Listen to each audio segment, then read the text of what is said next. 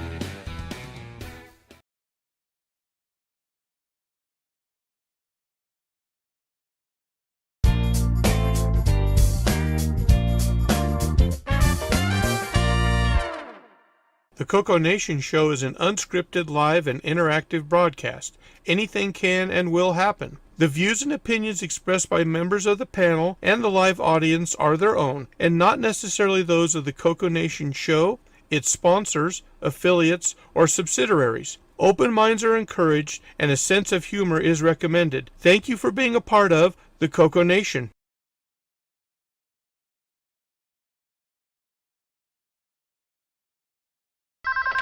Radio Shack? Okay. What? The 80s called.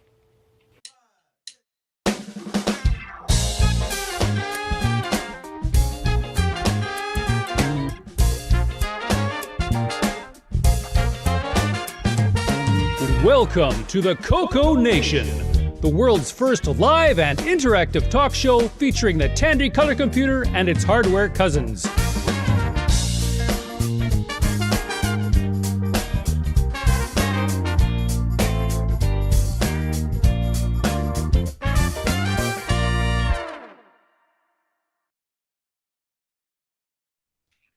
Hello, everybody. Welcome to the CoCoNation Show episode 442. Boy, we got a wild show in store today. Not even going to recognize the show. Totally different. You say that like it's a good thing. Yeah. Okay, let's see. On the panel today, first up, we got Dave from CoCoTown. Welcome. Howdy, everybody. Hope you can hear me okay. Oh, just Hey, fine. Dave. Glad to have you back. Happy to be here. And we got Rick Euland. Howdy, folks. Kevin number one. Very, very soft-spoken man. And we have Sloopy Malibu. Oh no. Darth Malibu.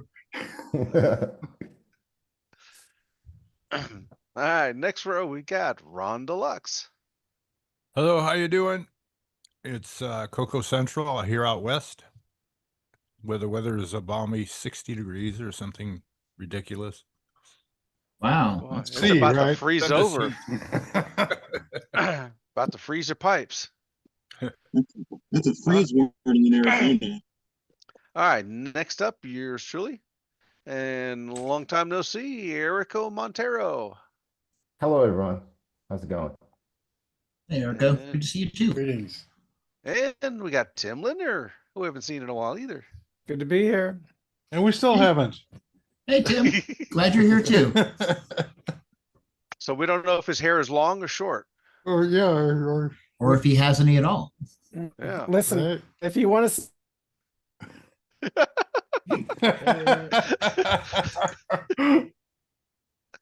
All right, let's see. Next over, we got Bob Emery. Oh, hello. Howdy, folks. Welcome to the And show. the lone Canadian, Ken Waters.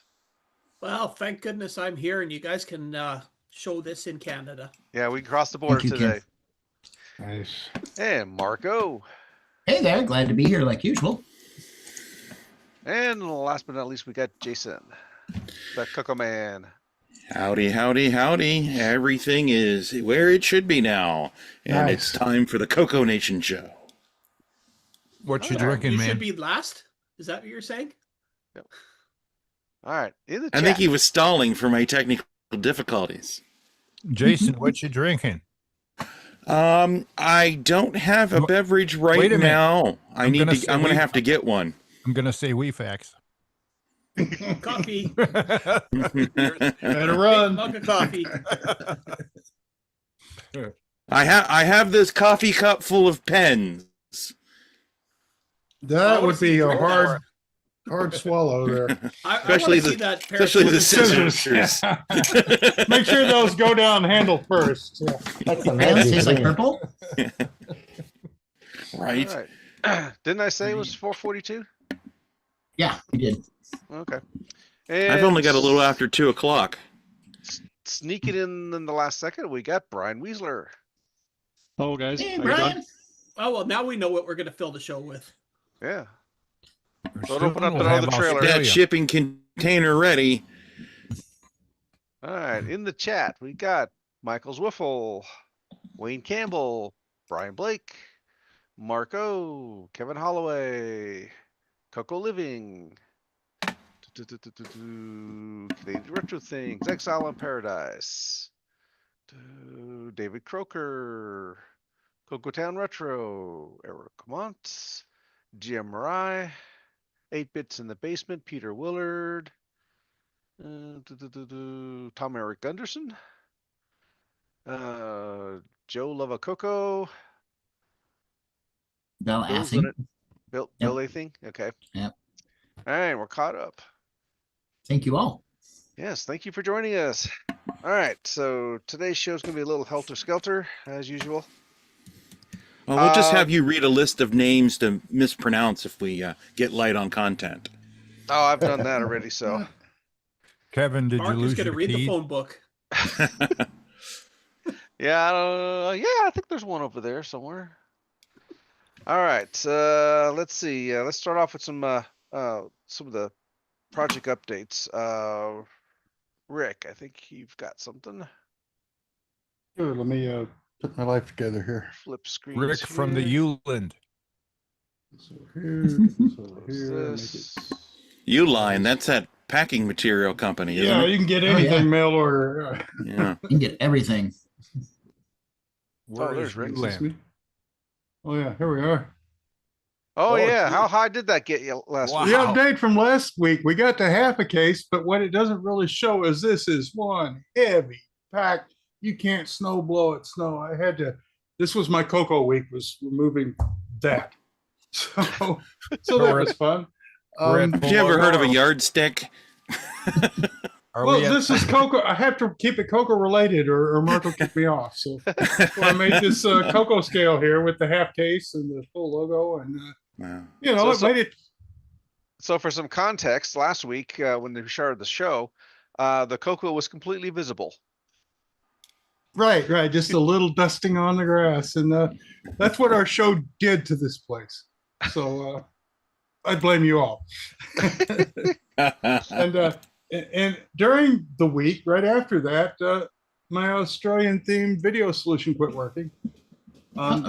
Surprisingly, it didn't like the cold. I had to pull it out of the windowsill and put it more in the house. So it was further away from the 5 degrees. That's what, -15 for the rest of the world.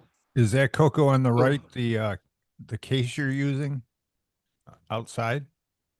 Oh, no, that's just.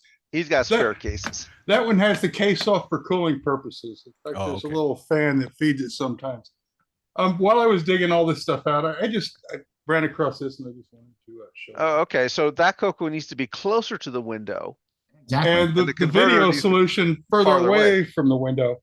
But the nice thing about it is, while I was digging that out, I found the last piece for my MM1 project, which is a SCART cable to put a VGA connector on the end of, so I can plug the Delmar into the capture box. I thought you can also tow a boat with that, I've heard. Yeah, pretty much. Yeah, you just kind of weave it around. Doesn't that weigh about 30 pounds? Yeah. There's a reason why Jason doesn't use that cable into the CoCo. It's just too darn big. I wanted to show you this while I dug it out. I had to grab my camera. Yeah. And I do recommend keeping your SCART to HDMI boxes above freezing. Yes, it seems to be the case. But a little frost there is a bad thing. I wanted to show some accidental I/O. This is that sunbox that's been lurking behind me, and I just had to pull it out of the way. But check this thing out. Every time you put in a CPU tray, you get a couple of serial ports. You get a keyboard connection, you get a SCSI connection, and a 10100 Ethernet. So once you put in a couple of ports, the dev directory starts looking like a. And then, of course, you have to add modern stuff like fast wide SCSI and gigabit Ethernet and video. And so now when you do the dev directory, it's like 17 screens long. But I just wanted to show that. And this shutter from the past. Anyone else have to do this? I used to have to do this. We're not seeing anything but you. Are you setting IRQ jumpers, or do you mean trim your beard? Oh, okay. I forgot to hit my button. Okay, let's go. There we go. Here's the I/O world. That's a lot different. Which, so every CPU tray, context. every CPU tray gives you 2 serial ports, a network port, 4 bus slots, and keyboards. So by the time you put in 8 CPUs, which is what this thing has, you've got 4 sets of keyboards and 8 serial ports and 4 SCSI ports, then plus your fast wide SCSI that you had to have, and your gigabit Ethernet that you had to have, plus your video port. And I don't even know what we would stick in here, but like I say, it's a couple of screens of stuff to look at in the dev directory. Try to find which serial port you're plugged into. Good luck, boys and girls. Are these all 486 DXs? This is Spark. Oh, It's a big honking Spark. It's like an Ultra Sparks. So there's a whole lot of computer in this computer. Then here's something that reminds me of my office days. I hope no one else had to do this. those cases of beer. It looks like a trip hazard. That's kept well, and this one, this must be an interior doorway. This is no doubt done at midnight in an open office. Yeah. So we're pulling Ethernet above the ceiling to all the offices, up the ladder, down the ladder, up the ladder, down the ladder. Oh, one of them went empty. I got to go get a box of green one, put it here, up the ladder, down the ladder, in the middle of the night. Well, at least you had different colors. Yeah, there's that. Can you do that in electrical storm? Oh, Well, it's yeah, not you're in a energized. It's nice, fine. you're in a nice semi office building. You're just crawling around with the fiberglass above the drop ceiling. So Oh, anyway, As long as you stay above the drop ceiling and not go through it. no, Well, you try not to. And my secret tool was a tennis ball with fishing line tied to it, so I could start that drop by oiling the tennis ball on top of the ceiling and then go figure out where it landed. Oh, I used to use a roll of tape, like packing tape. Yeah. So when you threw it, the ceiling tile shuddered for a bit. You could see how far it went. Oh, you can hear where it landed. Doink. Oh, there it is. Yeah, then it comes right through the ceiling tile, and you definitely know where it was. Right. And then you get your spare ceiling tile out and replace it. So Well, you know, that was all fine until about the seventh time the building had been repulled, and you have every possible style and color and type. it's like, what cat is this? One, Right. two? It's under the floor. It's over the floor. There's some coax in there. I don't know. Some vampire taps. They might be in service still. I'm not sure. And I draw the line when it comes to elevator shafts. Oh, no, yeah. I don't go there. It's like, that's where we stop. All right. Tell you what, why don't we jump over to Dave? Let's see what you got going on today. Howdy. Let me go ahead and share my screen. Cool. CoCo related stuff at last. You know, we cover a lot of your stuff when you're not here. I watch every week, dude. Yeah, I Okay. know. Good. We're sorry. Thank you. yeah. Yeah, I appreciate that. Yeah. Can you guys see my Sorry. screen? Source code. My code? We're Yes. good. all We right. can even read it. Yeah. Yeah, I tried to Oh. make the font big so it's readable. So what you're looking at is a game I've been working on, a Moon Patrol clone. I've been working about 40 years on it, but I feel like I'm getting close. It'll be finished pretty soon. And what I wanted to show was a feature that I've been working on for MAME, which allows you to debug using the source code rather than just the disassembly. So what I'm going to do is pop up MAME and show you what life is like without this feature, which probably many of you are familiar with. Let's see. I have a lot of things on my screen that aren't usually on my screen, and now they're getting in the way because of Zoom. All right, so Welcome to our life. Right. so normally what you would have to do is you'd probably have a list file generated for you by the assembler like this. So let's say I wanted to put a breakpoint at the beginning of my main loop. I would figure out the address, which is this, copy. And then in the debugger, I would say, put a breakpoint there, go. And then I'd start my program. And then, so this is what I get to look at, which is kind of not easy to understand as you, if you were to compare it, say, with this, you know, What this are you talking I'm about? It's basically exactly what you here. wrote. I'm here, and this is what I get to look at. So I debugged like this for a while until I discovered the list to comment feature, which was wonderful because now on the right side, I get to see as MAME comments lines from my original source code. So as I step through, it kind of makes a bit more sense. But this doesn't give me everything I would want. For example, you'll see here I have a label that sits on its own line. And you're not going to see that here because this does not participate in generating code, that line. So you miss stuff like this. You'll miss things like comments that sit on their own line. You're not going to see them either. So you're just going to sort of see everything all mashed together. So you lose some context. So with the source debugging feature, you can do this. And now you're looking at your actual file. And you'll see we have a breakpoint here that I added. I can click it, F9, and I've removed that breakpoint. And I can just use this like a regular debugger. So for example, I can do step overs. I can step into a subroutine. Now I'm in copy car. And it knows which lines are comments to skip over. It knows where your code is. So you can just go ahead and step like, you know, a regular debugger that you might be used to if you were coding in C or C++. So that's one thing you can do. Another thing is, for example, let's say I wanted to put a breakpoint on copy car. All of the symbols are available to the debugger. So things like this label copy car, if I hit that, keep your eye right here. Now that turned red, so it knows I set a breakpoint on that. And of course, I can click it and just do F9 instead if I want. And I can also go ahead and view variables. So these are just labels like anything else. So this car jump offset cur, if I went and said print car jump offset cur, it'll give me the address for that stored. And if I wanted to see the value, the way MAME does it is you say, I want to see the byte at, and you do that and it'll tell me, okay, the offset right now is FE.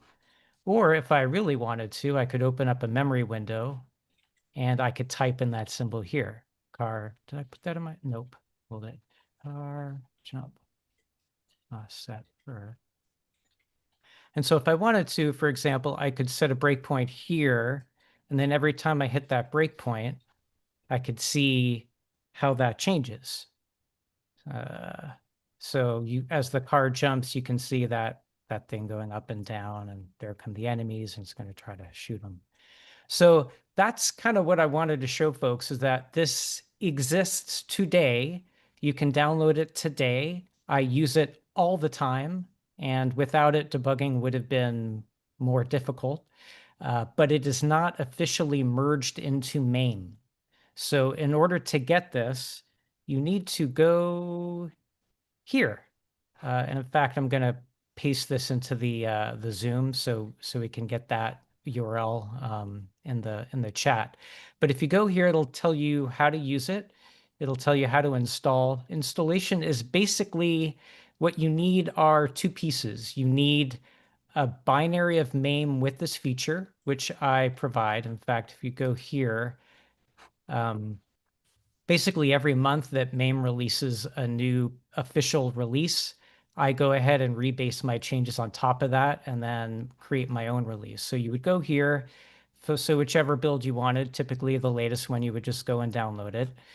The other piece you need is a special version of lwasm and lwlink so that it'll generate the debugging information that MAME needs. So I'll start with MAME.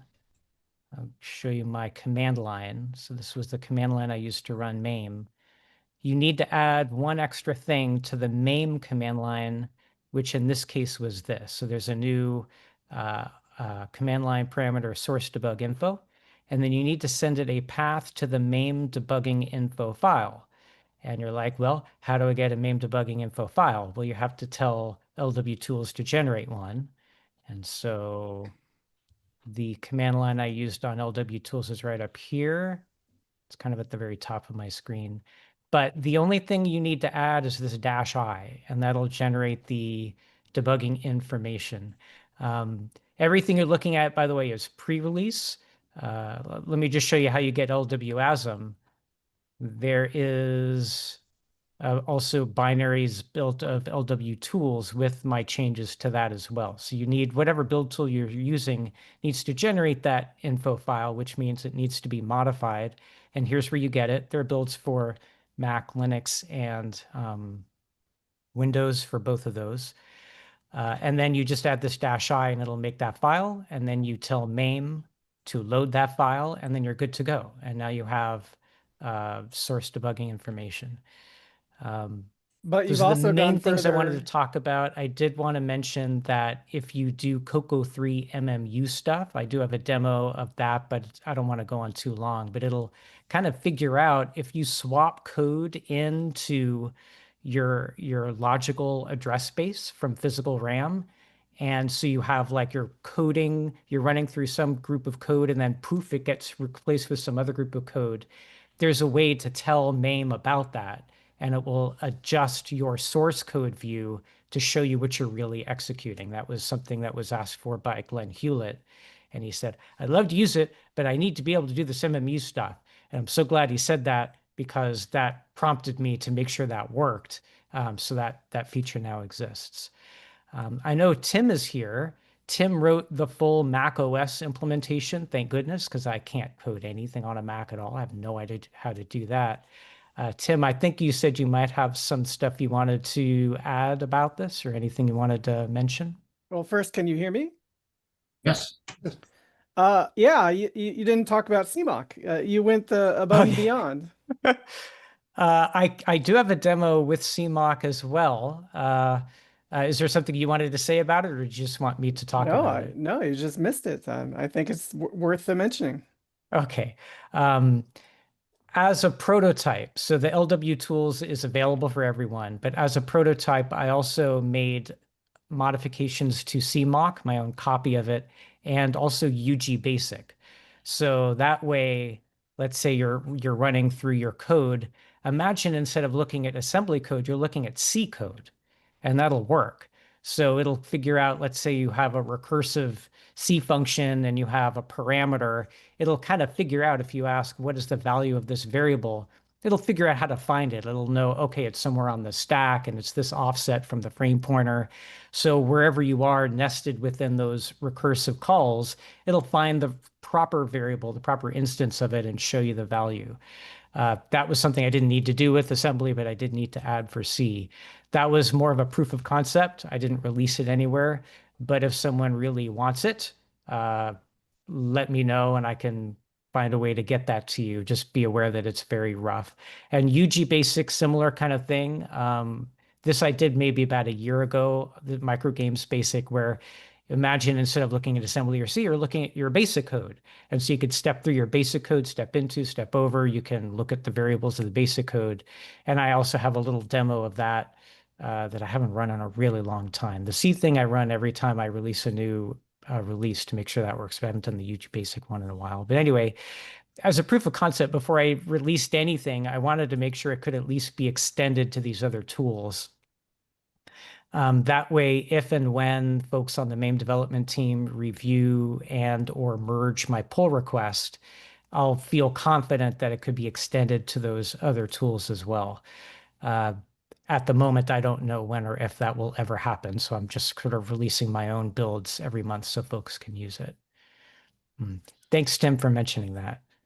Anything else you wanted to bring up? If you're writing code on the CoCo, you should be using this.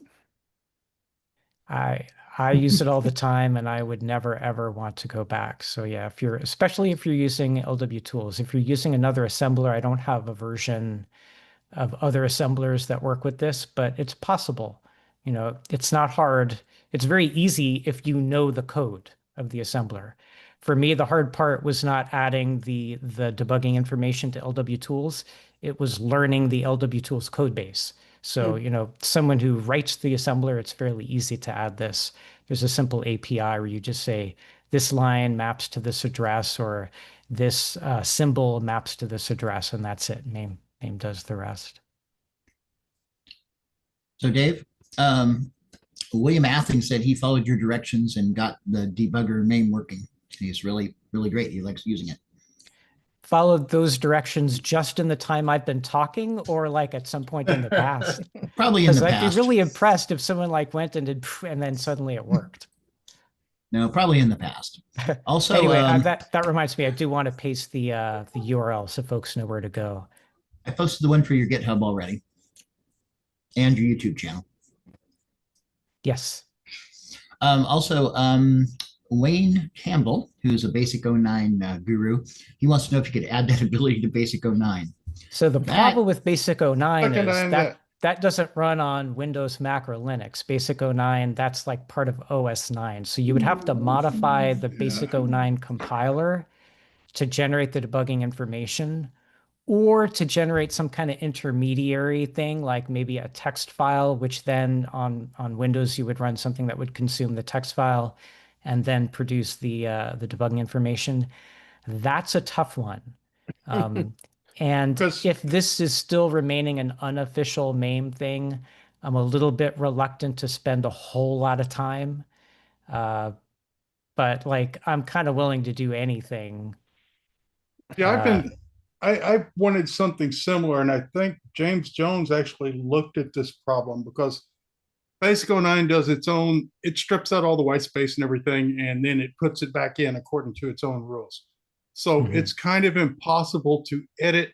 I spend a lot of time going between Visual Basic and my CoCo, and then list out of the CoCo and then put it back in Visual Basic, because then the list command will put all of the formatting that Basic 09 does, which you need to know to make sure that you've got all your indentation all in your ducks in a row and so forth. And it's just, wow, it would be so nice if I didn't have to do all of this manually. All right, so now you're telling me there are 2 people who would benefit if I would figure out how to make that work, huh? Oh, at least 3. James Jones would like it too. So. At least 3. Yeah, so that's that big in the CoCo world. Consider it in my mind. So what do you think of adding color basic support, where it shows the basic listing of the program you're running? Well, that's not compiled. No, it's not. Come on, creepers, we can get on this. That could be even harder than getting more Basic 09. Yeah, that would be really. It would be super cool, though. Very bespoke for just a certain single version of Basic. Yeah. Dave, since we've known you, when did you actually jump into this stuff and start doing it? Because now you're at a way far high level. Oh, right. I mean, I don't know about that. I had a couple been a year? videos that kind of surprised me with views, but I wouldn't call myself at a high level. Well, higher than me. Well, so You know? I had a CoCo growing up, and then I kind of jumped back into it maybe 2 or 3 years ago. I had like just started learning assembly growing up, and then I kind of reread the book and then got back into it. So I've been busy with it for, I'd say, a good 2 to 3 years. Pretty Well, you're steadily doing at this great. point. I'm telling you, you're awesome. Thanks. Exactly. Yeah, your videos are entertaining as well as informative, and I really appreciate that. Thank you. That's a hard thing to hit, because there are a lot of videos where I want to absorb this content, but I just can't sit through it. You know? I think Curtis likes you a lot too. That's nice. Well, you don't want to appreciate that. You don't want to speak for Curtis. Yeah. He kind of never likes know the way he does his videos and stuff. He said that many times, I think. Oh, okay. So if there aren't any other questions, I'll go ahead and release my screen. So what are the politics with MAME of getting such a large commit handled? Would you want to talk about that? He laughs. He laughs. Honestly, I don't even know if politics is the right word. My honest assessment is I dumped like an 80 file pull request on people who didn't ask for it. Yeah. And I said, hey, could you like review and discuss this with me and then merge it? And I got, some conversation on the pull request from folks who don't have the authority to do that, and they had some ideas. But the folks who do have the authority did not engage at all.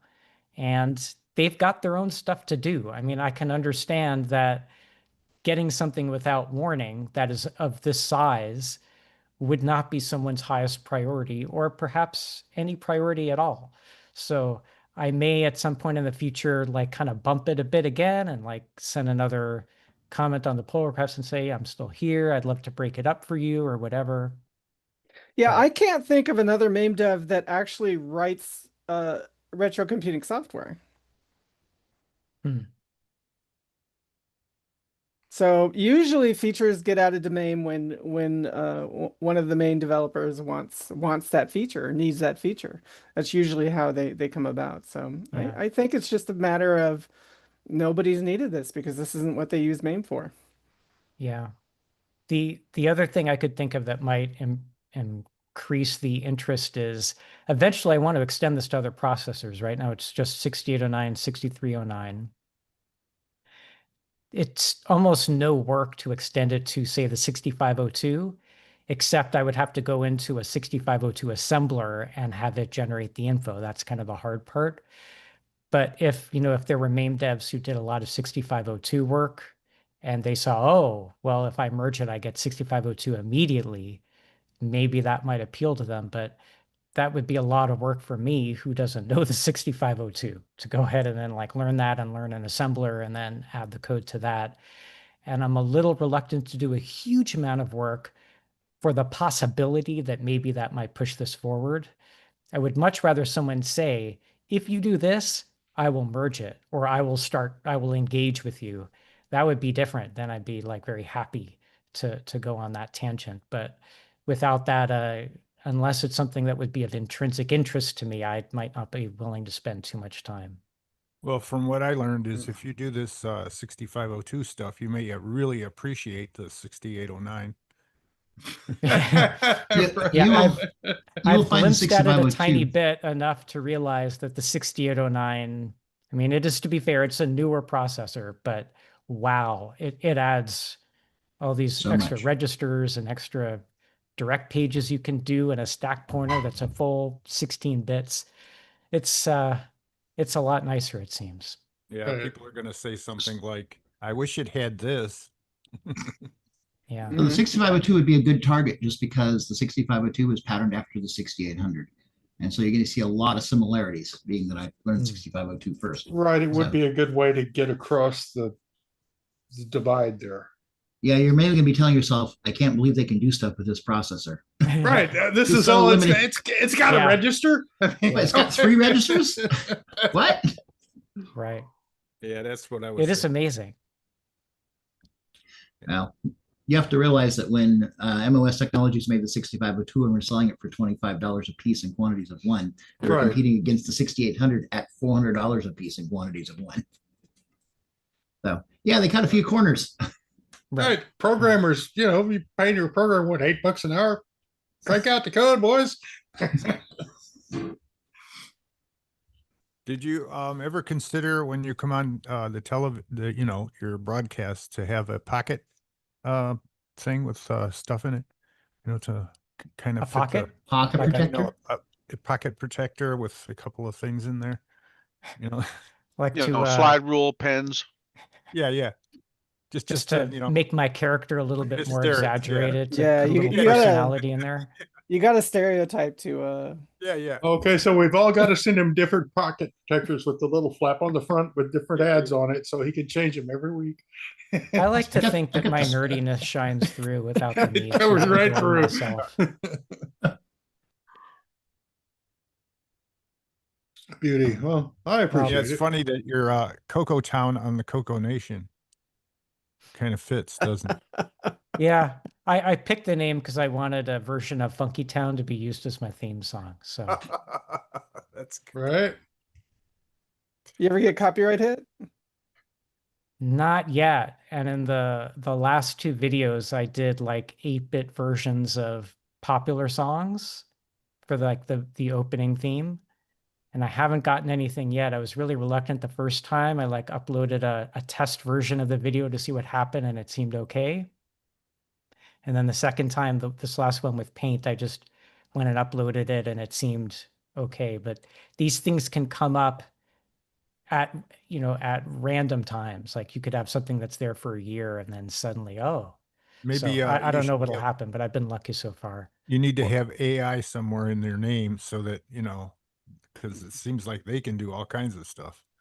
Well, if anything that the CoCo generates actually gets a copyright strike, I'd consider that a badge of honor. Yeah. Right. That's kind of like if I could make our an jam version of sessions, a song and the algorithm says, "Oh no, you're taking money away from John Denver" or something, wow, okay. Score.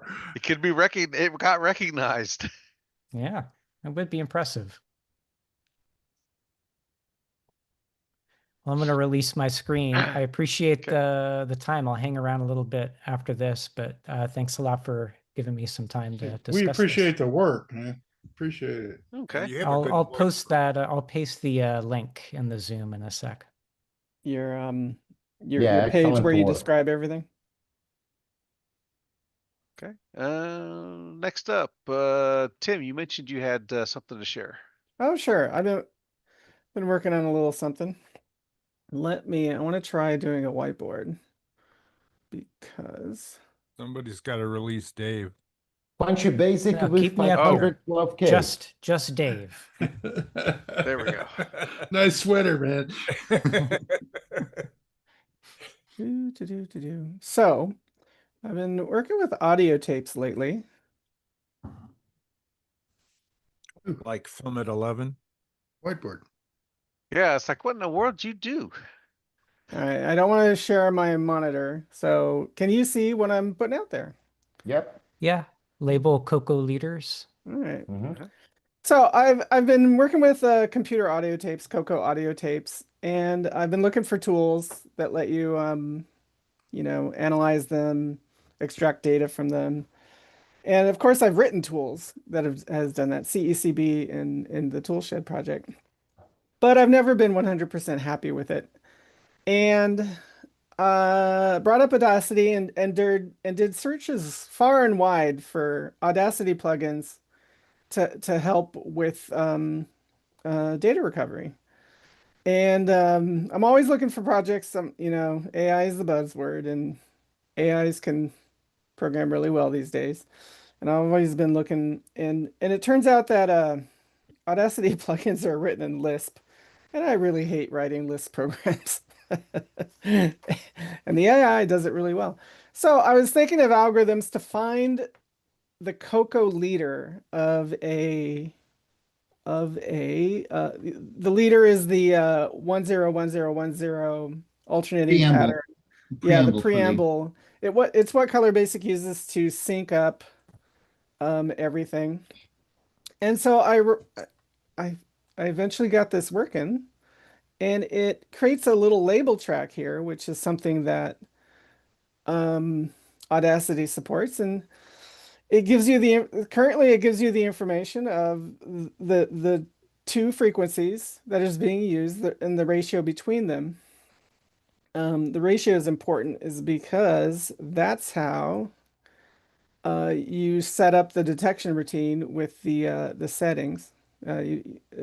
You look for a target ratio with a threshold. And it's really fast, which I was hoping for. You never know with interpreted languages how fast it can run through a large audio tape. But I'm going to be continuing and seeing what other kind of tools that can be added to Audacity for this type of thing. Very cool. Love the label feature That's here really cool. in Audacity. So Yeah, could you that's just pretty explain great. for the guy that doesn't really understand, like me, what Sure. this does? I mean, is this something you would add to a tape that you're going to make so that the CoCo will pick up on it and it'll be good every time? Or what is it you're doing? What I'm doing is I'm trying to figure out what two frequencies are being used in the data that you possess, because it can change with during recording with badly manufactured motors or motors going out of spec. It can be changed. Oh, okay. Tape stretch, belt slip. The tape stretch. It could be distorted during playback. And I have a lot of tapes, and I've been going through them trying to make sure that I have really good data. And the first step in this process is finding it. And the first step of finding the data is finding the leader, which is again the alternating ones and zeros.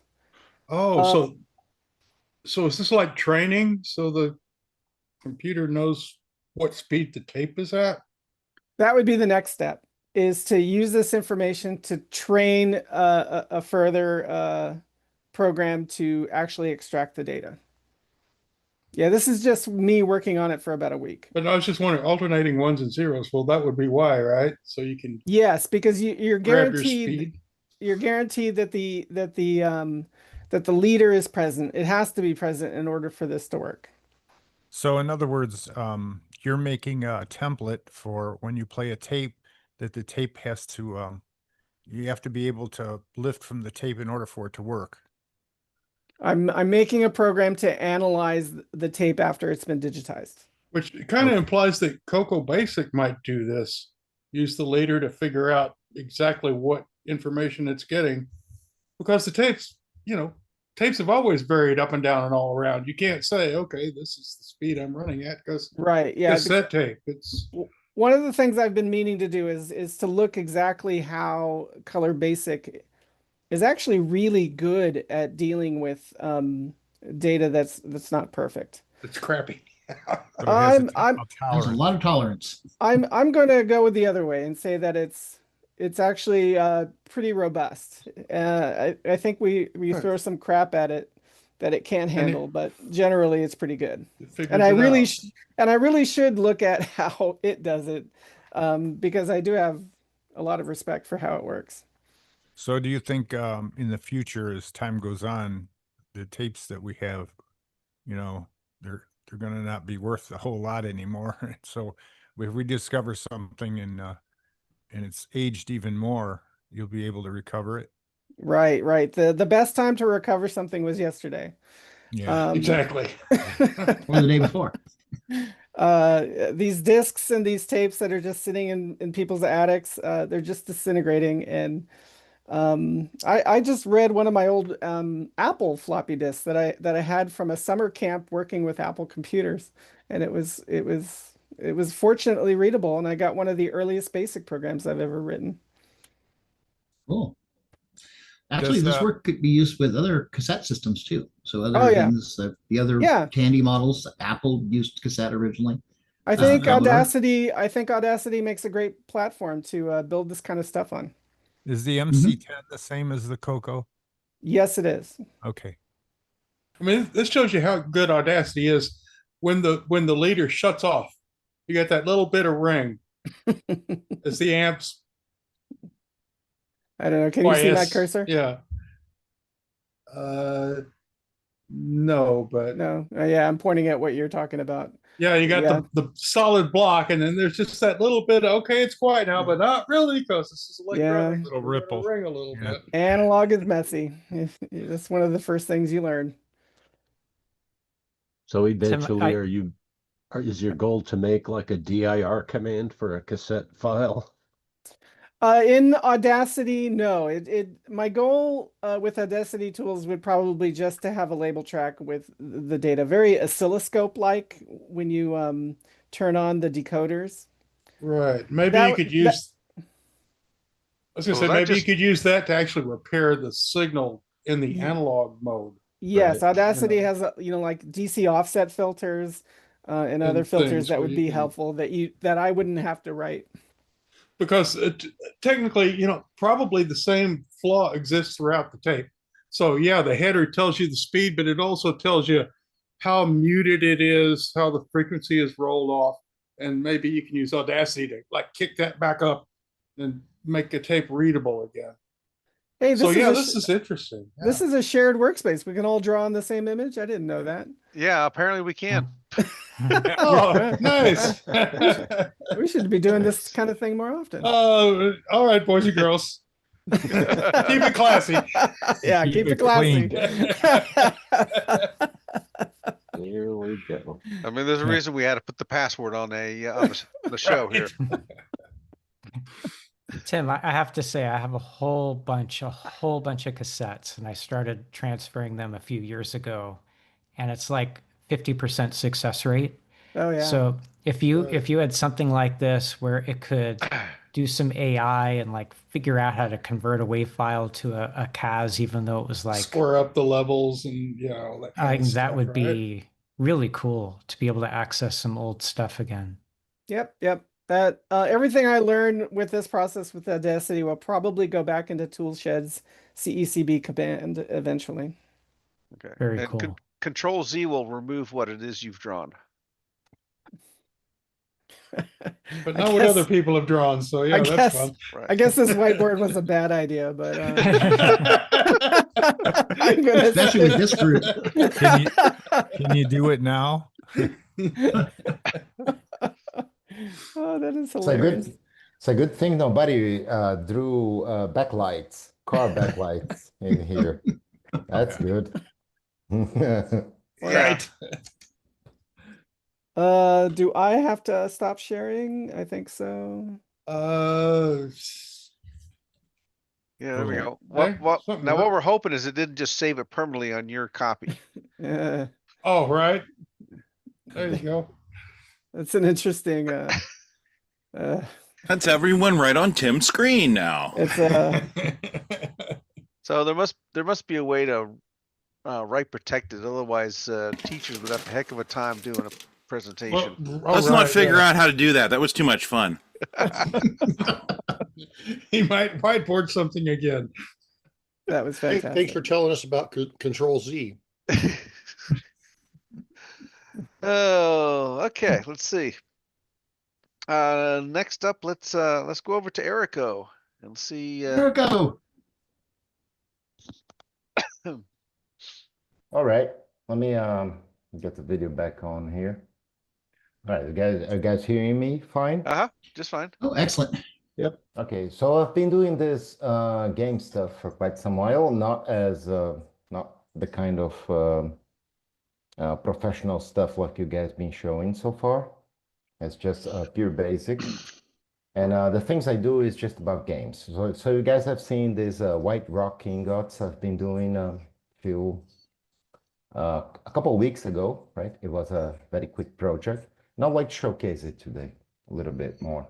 But before I get to that, I'd like to show you guys some of the joysticks from the color computer here in Brazil, right? So you see the CP400 joystick is this one here, right? Green and red, right? You guys are probably familiar with this one, right? So it's like, it's got this telephone cable, pretty good one. And you've got these two buttons here on the front, which happens to be the same thing.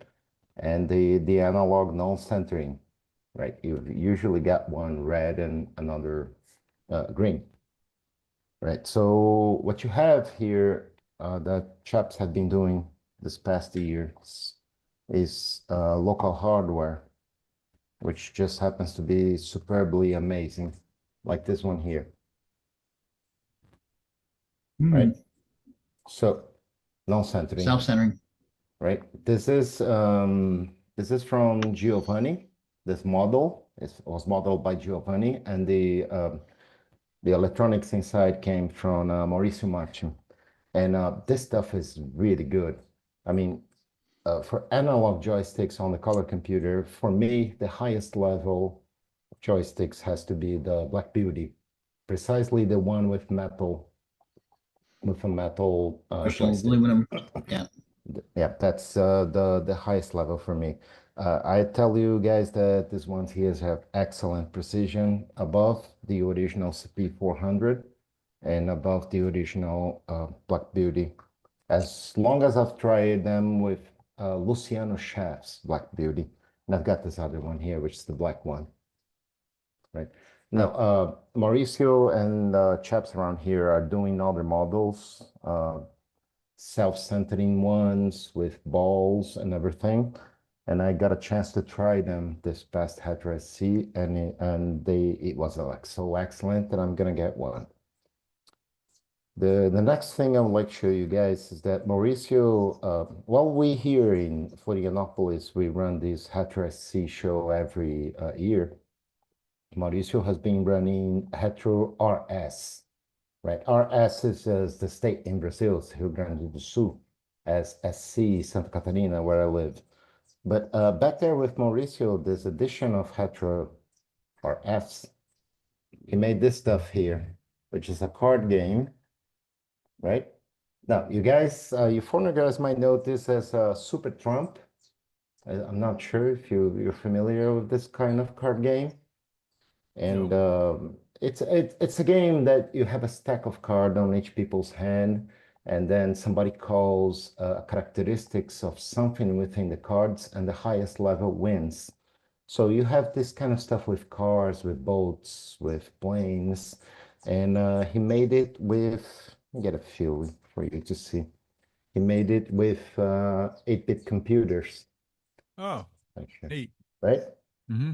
So you have a whole bunch of 8-bit computers with characteristics like who created it, the family, the CPU, the bits on the CPU, the clock, the memory, resolution, colors, and the year, right? For example, not gonna find, oh no, an Apple I too, I'm gonna throw this card away. No, just joking. There's No, the no, it's the Atari most expensive 800. one. Just joking. But there are just a lot of computers here, right? So you had this here, Model 1, the Osborne. You guys probably know that one. So I have one. Games designed to play with aspects of each computer, or what? Right. Yes, So this yeah, is, with the best CPU, that won't start a fight at all at the card table. Like a 6309 Exactly. will trump a 6809. Exactly. Exactly. I pretty much believe this is a fight kind of no starting stuff. You've got the MSXs and let me see. I've got the CP4. Oh, here's the color computer too, right? Do you guys have access to the MC10 there?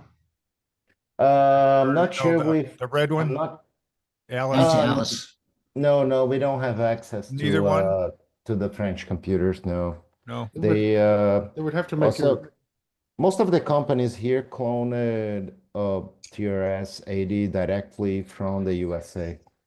So most of our CP400s are actually, and the other color computers in Brazil, they are pretty much clones from the color computer 1.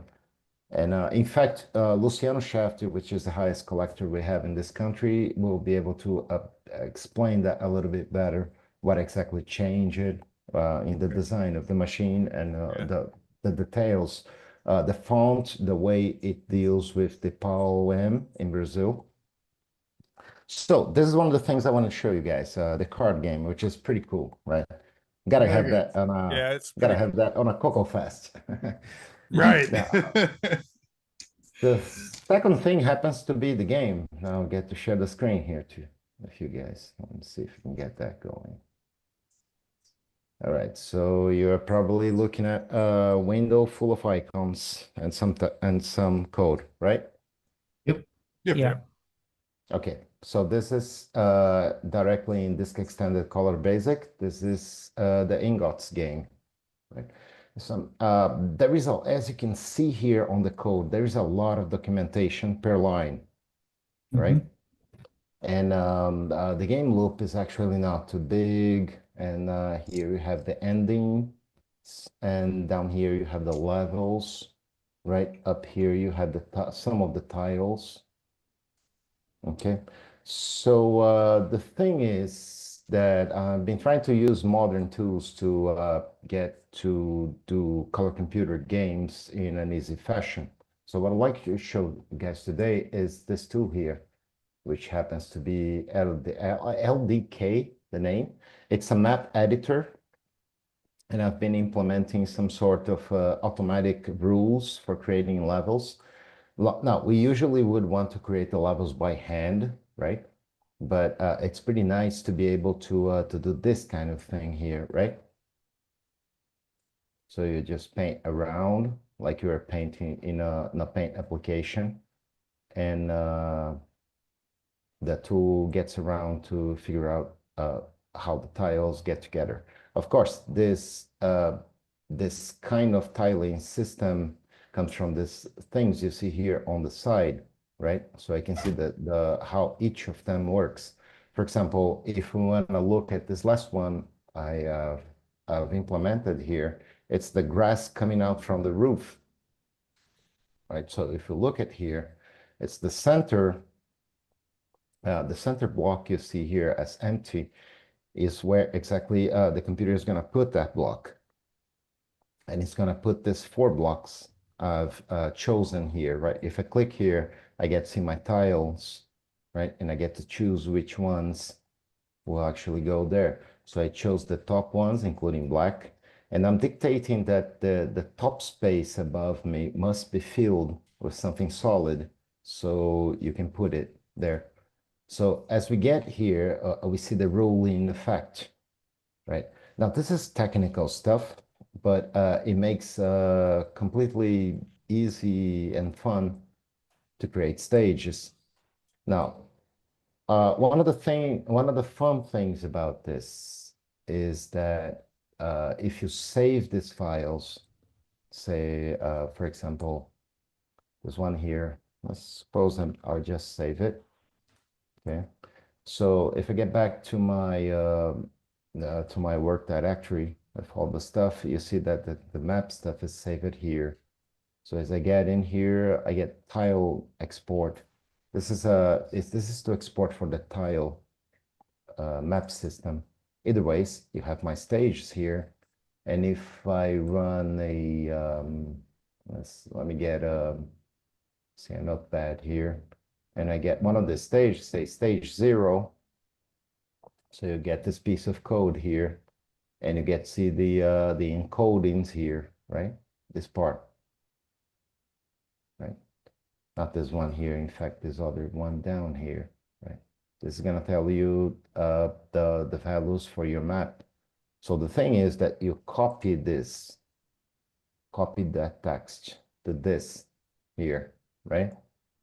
And you get to see your level right away on the Color Computer Basic.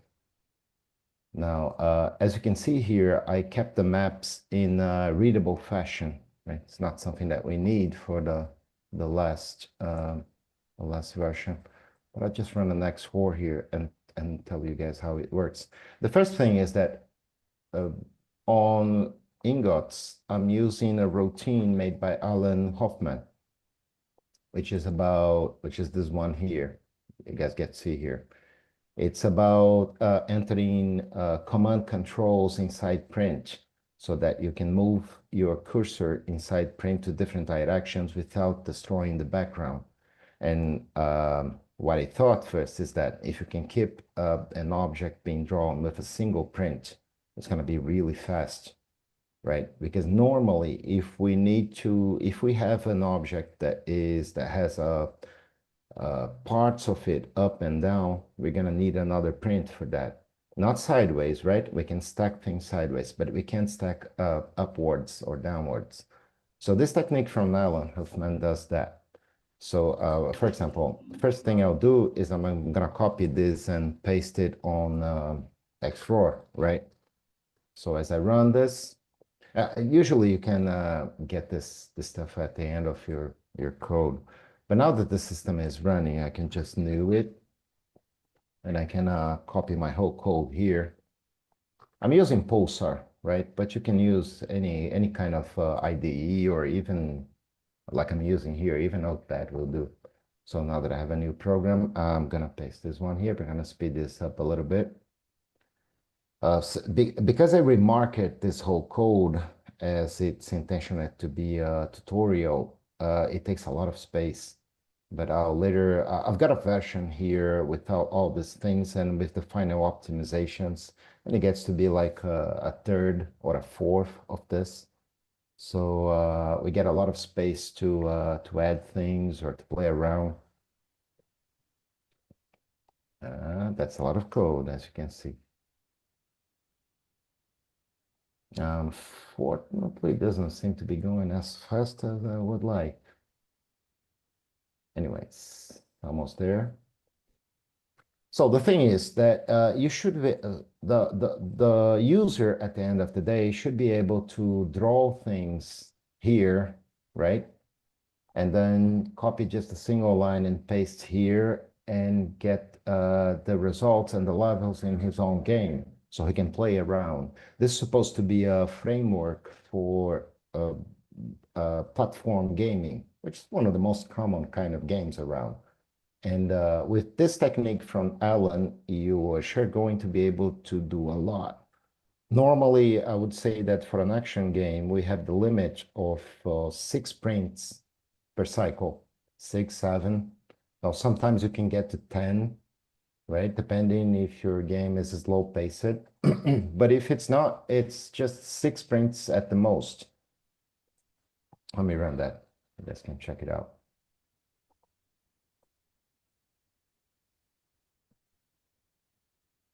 No. All right, so here. So here's the thing. So what? Oops, sorry. Is that too loud? Or no? I don't hear anything. You don't? It's not. It's not making it. Yeah, I must have not shared the. You have to share audio separately before you can. Yeah. We always know that, and and I keep missing that. Let me try to share again so you get to see that. Oh wait. All right. If I happen to find the Struggle it. Yeah. We can just make our own noises. Pew pew. We're gonna get a little bit of you guys are probably gonna have a little bit of poking sound. It's something I've been talking with Kyron about. If it gets too loud, let me know. Oh, okay. Yeah.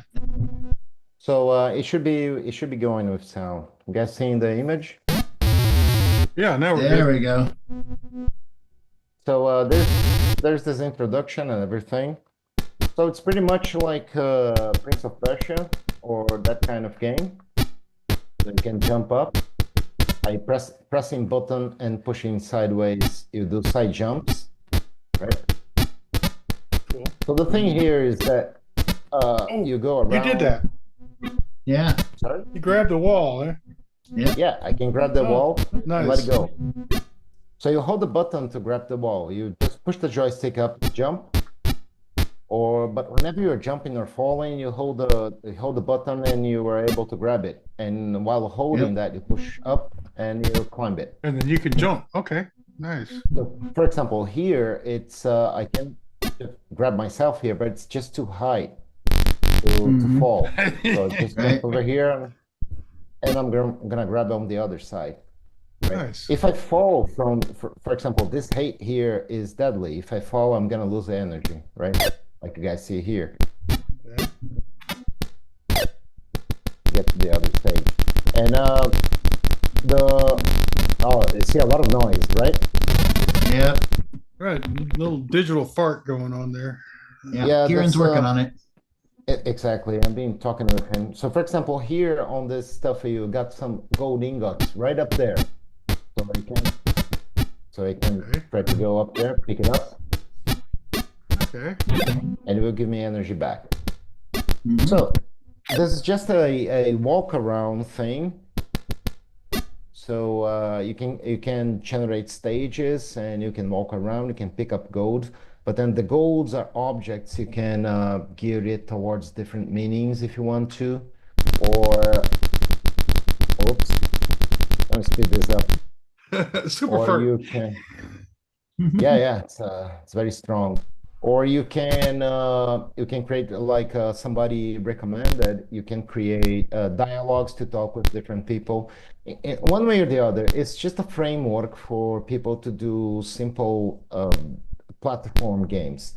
This is just a little bit above simple. There's a lot of if you look at the hang on here. If you look at the code here. But I'm looking at that screen and I understand it completely. I can see the lava did not drop into and grabbing onto the walls, and that's just amazing for the resolution.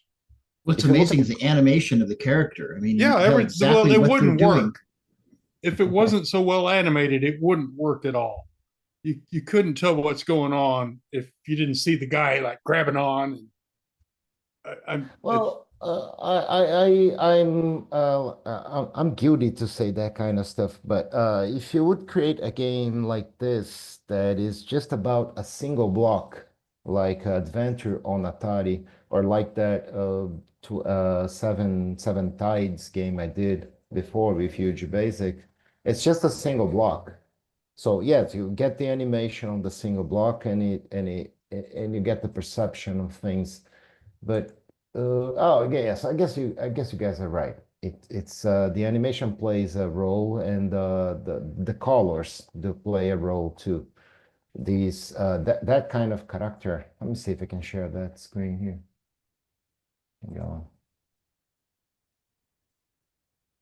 No, you guys are seeing the screen, right? So code.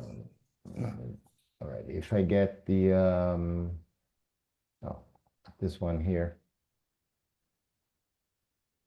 For example, if you look at the character here, for example, it's like a 2x2, right? But the point you get over, if you consider the pixels, we are looking at 8x8 pixels.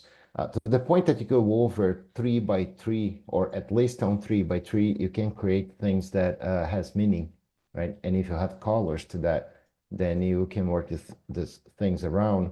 And it's not something that requires people to be an artist or anything like that. You don't need anything like that, because you have so few pixels that you don't have that many choices.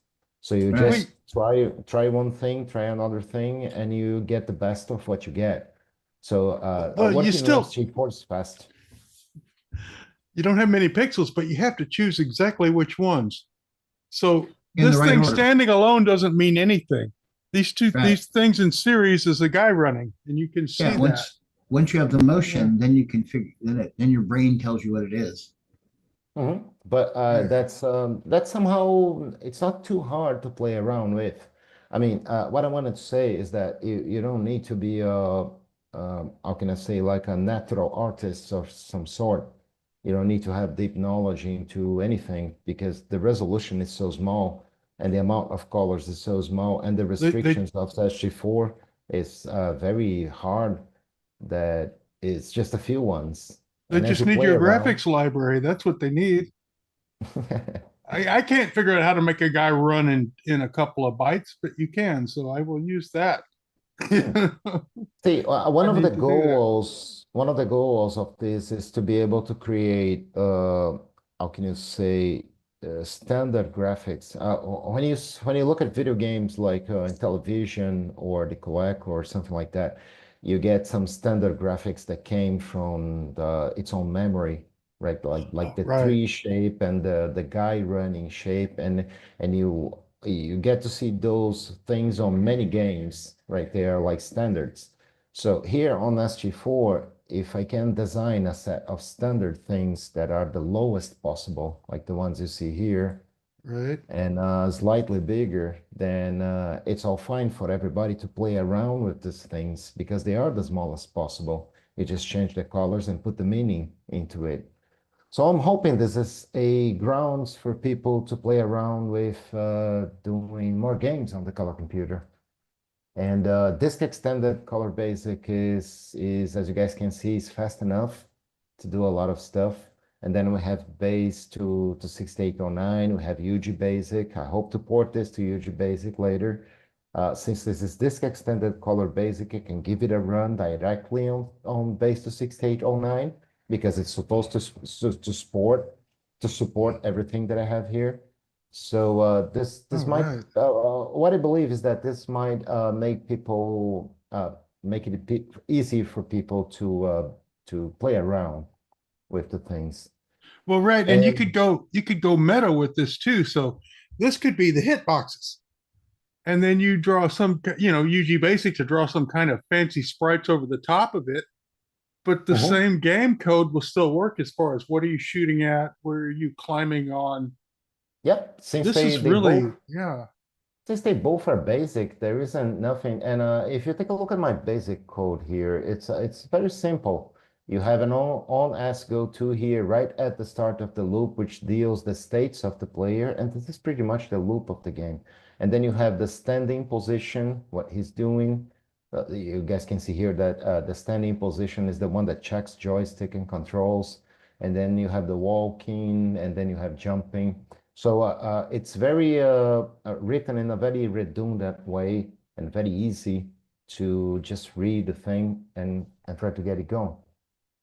So I hope this will do will bring some more games to people doing games to the color computer, and I hope this kind of stuff gets easier to youngsters, right? Because it's a game directed You get into the color computer and you create the game. You don't waste your time doing digital bureaucracy. You just code the game directly.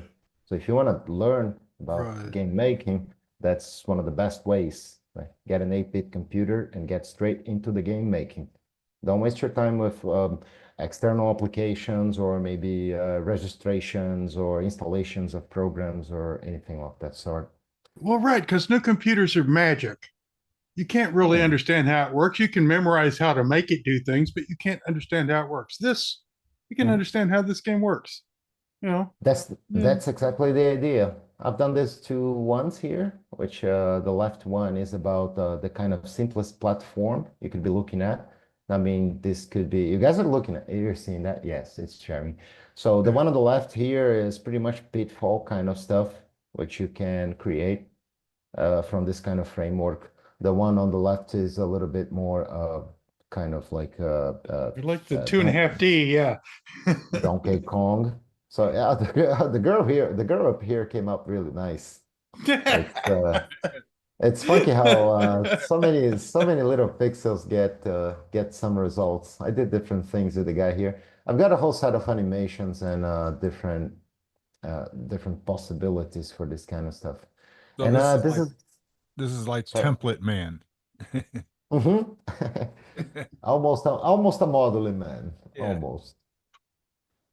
But that's what I'll show you guys. And since we're in the subject of graphics, I might as well show you some of the, you guys remember I've been doing artifact colors.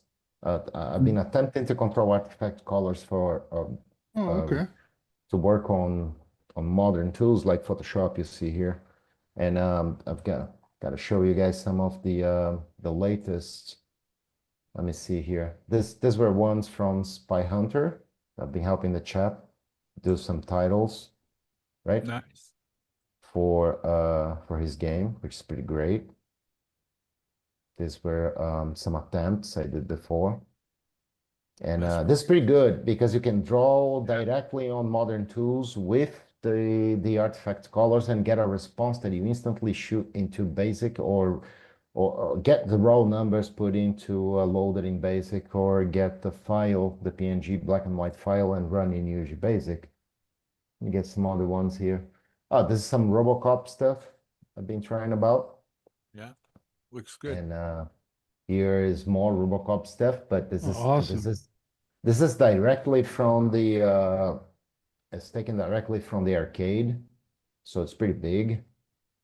And I think here I've done some a smaller image, right, to give it a try.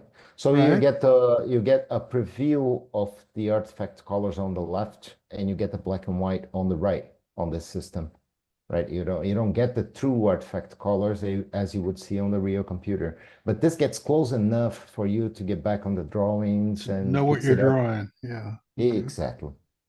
So I've got here. This is about trying to look at dungeon crawler kind of stuff, you know, the Dagorat. And this is about Mario Kart. It's a rendition. Now I've been playing around some Outrun. So you can see what you're doing to your poor RGB monitor users at the same time as you're designing the color screen on the left. Oh yeah. No, I'll show you how it works. For example, with CoCo3, we don't get any of those colors. We're going to get the black and white stripy image, so you can see how bad off it is. The method, the technique is about these pure colors you guys see down here, right? See this whole bunch of colors. This relates to this artifacts you see on the right. So what the system actually does is a substitution. Right? It's not. So we don't see the nice colors of the original. We see the dithering from the right exactly on the left, and then we see the worst case of no color at all. So for example, if I create a layer here, so if I decide to draw some stuff like here, let me for example paint this white. So I'm usually picking the colors from this set palette, which is part of the system, right? So here's white. You normally don't want to work with this file. You want to work your stuff outside with this palette, and then you bring it here for processing. But say you want to draw a bit of this color here, and you want to draw a bit of this other one here. Maybe you want to more of this, and then this purple here. So what you do when you have this layer here on this position, on the photo position. For example, let me bring it down here. So I press F5, and the thing processes. As you can see here on the corner, the processing going. Right, and you get the black and white here on the right, and you get the upper view on the left, right? And I still retain my original picture. So that's how the system works. And it works inside Photoshop because I made it as an action on Photoshop. But the point now is that put so much time, it has been so long I didn't release this to people that I'm starting to think that it's worth doing a paint package myself for this kind of stuff instead of releasing something, attach it to some other program. So I'm thinking about how that's gonna go. But that's how you do stuff. And if you draw with this palette here, which is very close to what you would perceive on the artifact colors, it's fine, right? It's really fine. Let me see if I can. For example, I did this There's a pinball game from the Nintendo and from the MSX called Rollerball. So I've been trying to bring that into the CoCo visually, at least to get a picture. And as you guys can see, the results are pretty interesting. They're pretty good. Pretty good. And here are some of that cat game I'm still working on. And there's some other NAS game I've been playing around. So that's about it. So were we looking at, is that GIMP? And you had a plugin for GIMP, or is that a different software package? Oh, no, that's Photoshop. That was Photoshop. The difference between Photoshop and GIMP gets to be on the action part of things. Photoshop has this macro language inside. GIMP scripting is pretty evil. I never got the hang of it. When you jump from Photoshop to GIMP and you want some sort of automation, you are either looking at Scriptful on GIMP, right. And I believe there's another option you can use, Python or Lua or something like that. It's just that if I'd had to go through the work of porting that kind of stuff, I'd write my own application directly for HTML, right? The point is that GIMP has other things like layer system undos and things that other people would find it much better to use.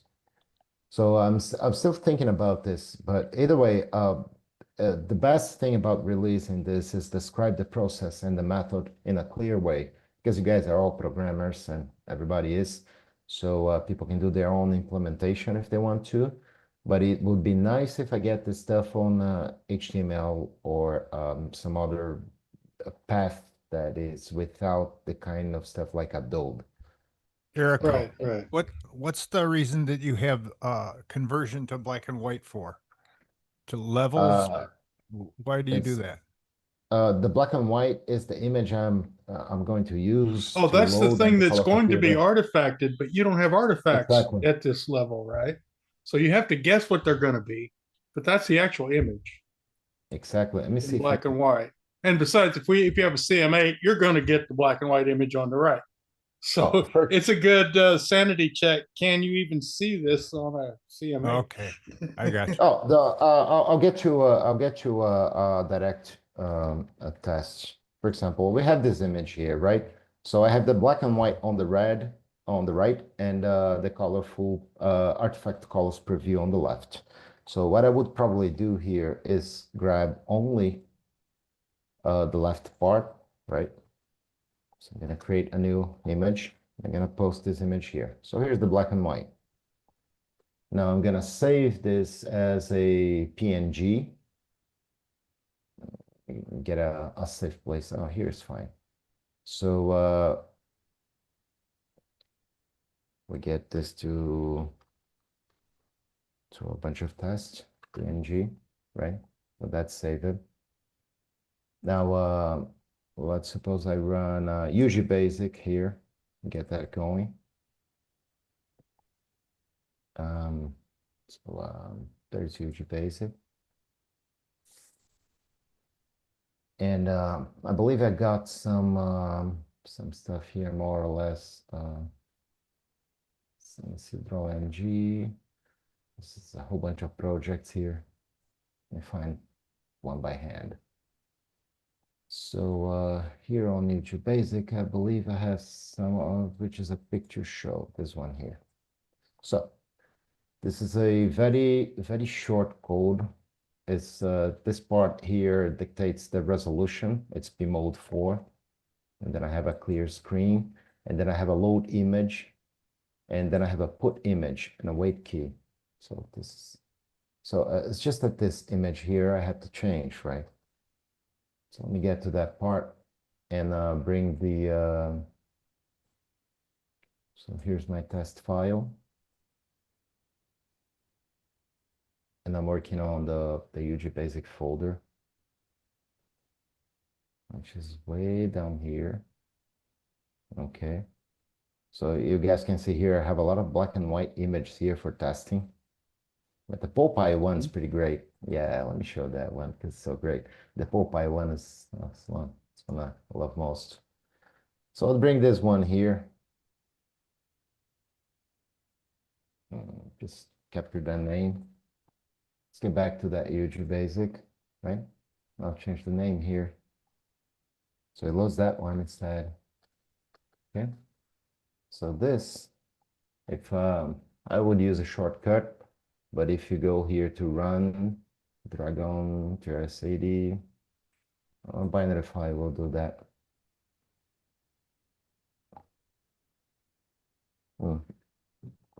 So you have it going, right? You see it?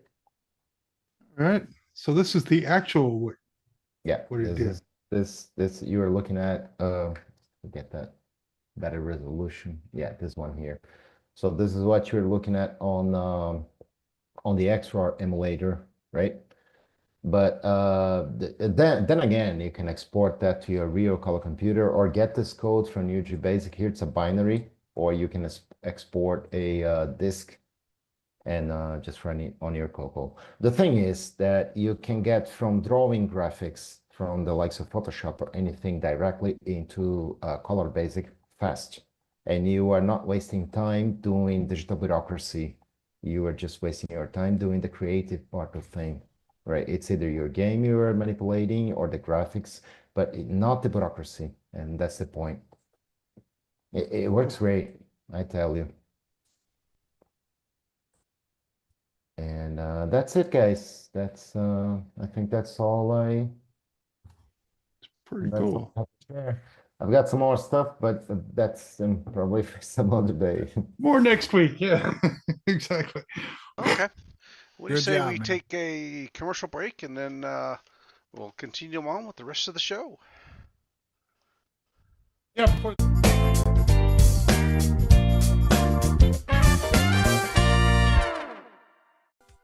Hello, everyone. It's your good buddy, your good pal, Amigo Aaron, joined by that dastardly The Brent from ARG Presents. You're watching CoCoNation. I feel like that should have been longer.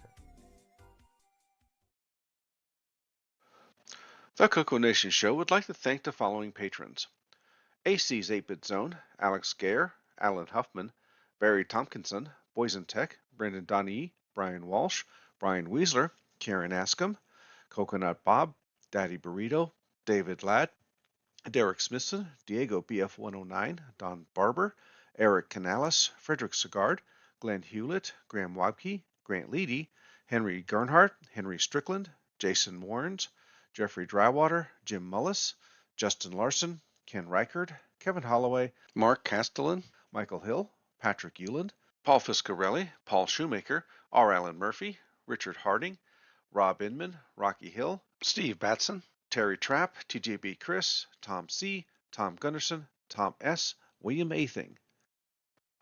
Thank you so much, patrons. If you would like to support the CoCoNation show, sign up at patreon.thecoconation.com. Hey everyone, I'm TJB Chris, and I'm watching the CoCoNation live show, and so are you. And probably shouldn't be pointing that thing at you. Enjoy!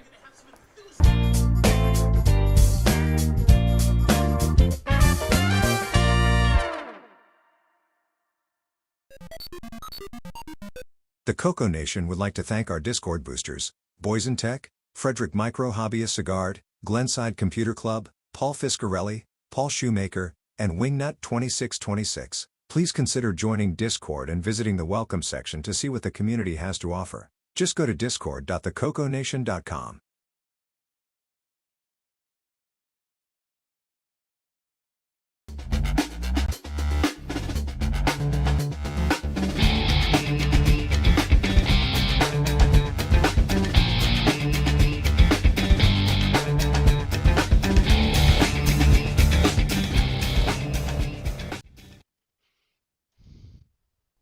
Welcome everybody to the CoCoNation Game On Challenge of the Week results video. This week, we played Snak Pac. We had a total of 14 players. We had Mark B with 3385, Ed Rhodes with 3985, Mike Zweifel with 5015, Kieran with 5240, Canadian Retro Things 5270, Rich N 6010, Sloopy Malibu 6715, Mark O 6750, Tom C 9610, Jim Rye 10680, Doug V 4850 16620, Retro Rick 17160, Dr. Ted 31320, and this week's number one score belongs to Tasman with 40,670. Thanks everybody that played, and we will see you again next week. And the CoCoNation salutes Tasman. Salute. Dr. Ted has been dethroned. Well, he's been fading, you know. It must be that hamstring tear. You know, it's really slowing down a bit. Well, you know, with the price of memory right now, I think. Oh, his AI is failing. That's what's going on.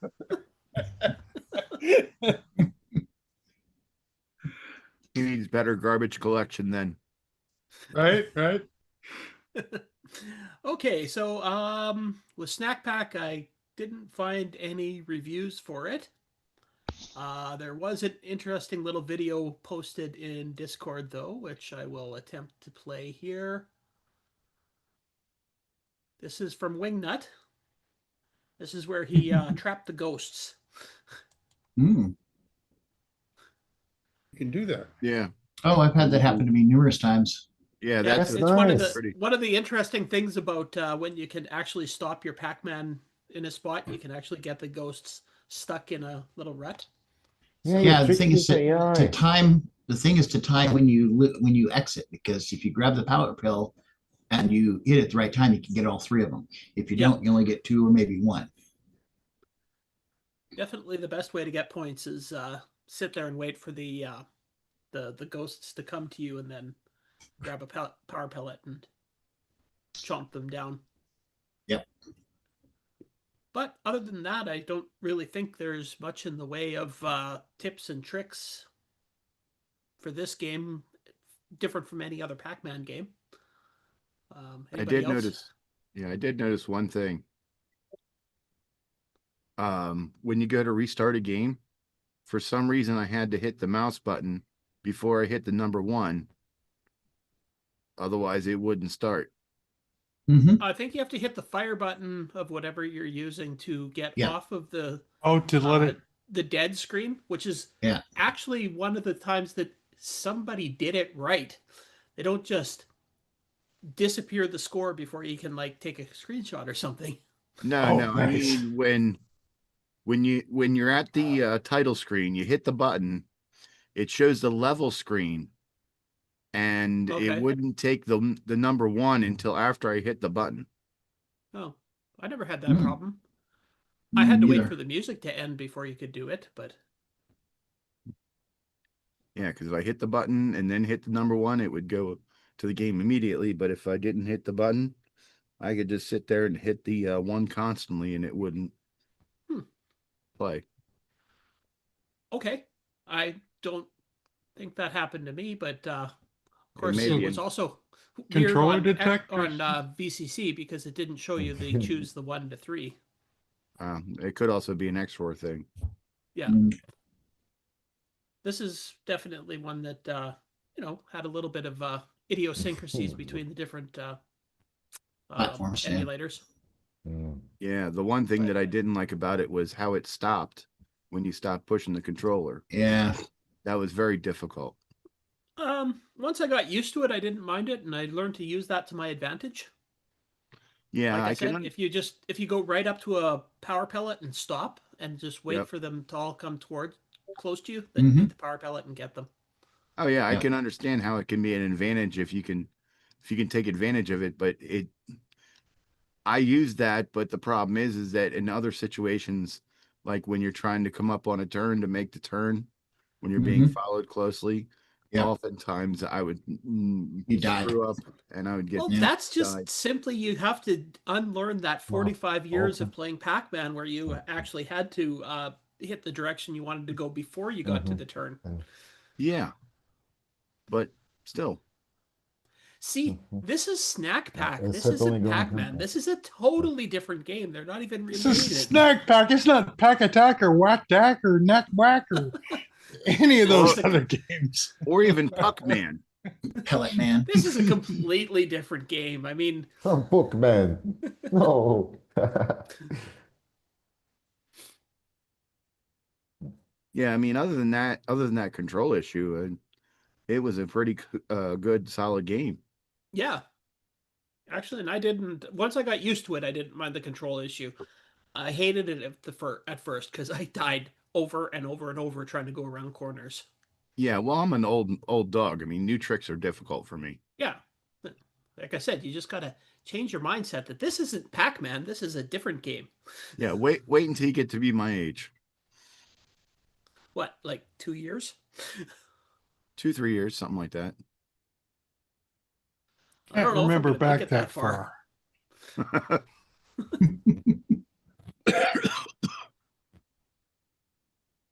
Anyways, so yeah, actually a surprisingly decent version of Pac-Man for the color computer. So good. And the other game that we played is Q-Man, which was a Qbert clone. So tips and tricks for that game. If you're running it on an emulator, push the CPU clock up as high as you want, because it doesn't change how the game plays, but it seems to be more responsive as if you're really high. So the screen refresh is like clocked, frame locked, but the processing. But your joystick comes in when you do it. Okay. Yeah, because I did notice, like when I was playing it at regular CoCo speed, sometimes it was fairly difficult to get the joystick to like you could move. You had to wiggle the joystick a bit to move down, but when I boosted the clock up, it was just like doo doo doo doo. Maybe it was just me.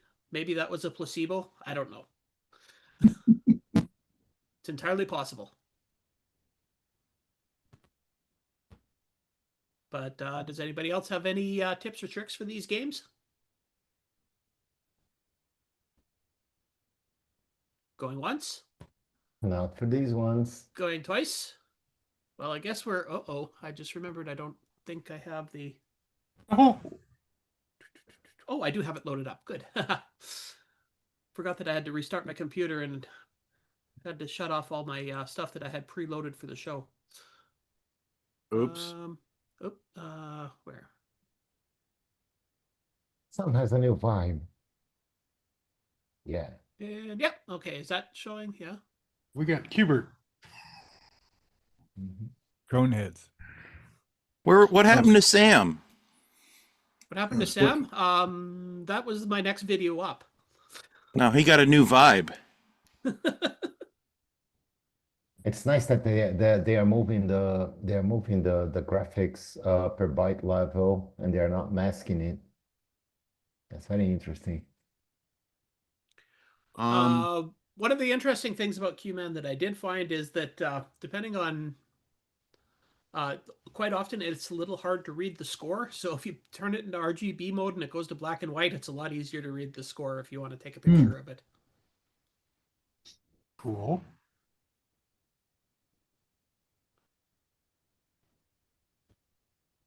But yeah, so I guess since Sloopy wasn't there, I'll be the one that talks about our episode 211 of the CoCoNation Game On Challenge Live. I tell you that the Pac-Man guys, that the Pac-Man game is moving quite fast. I don't recall playing that one back in the days.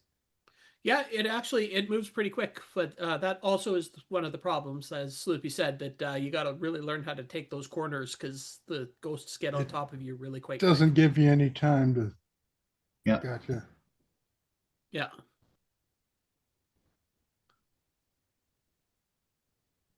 And I believe in this version, there's only one fruit. So. Wait, the Pac-Man can stop.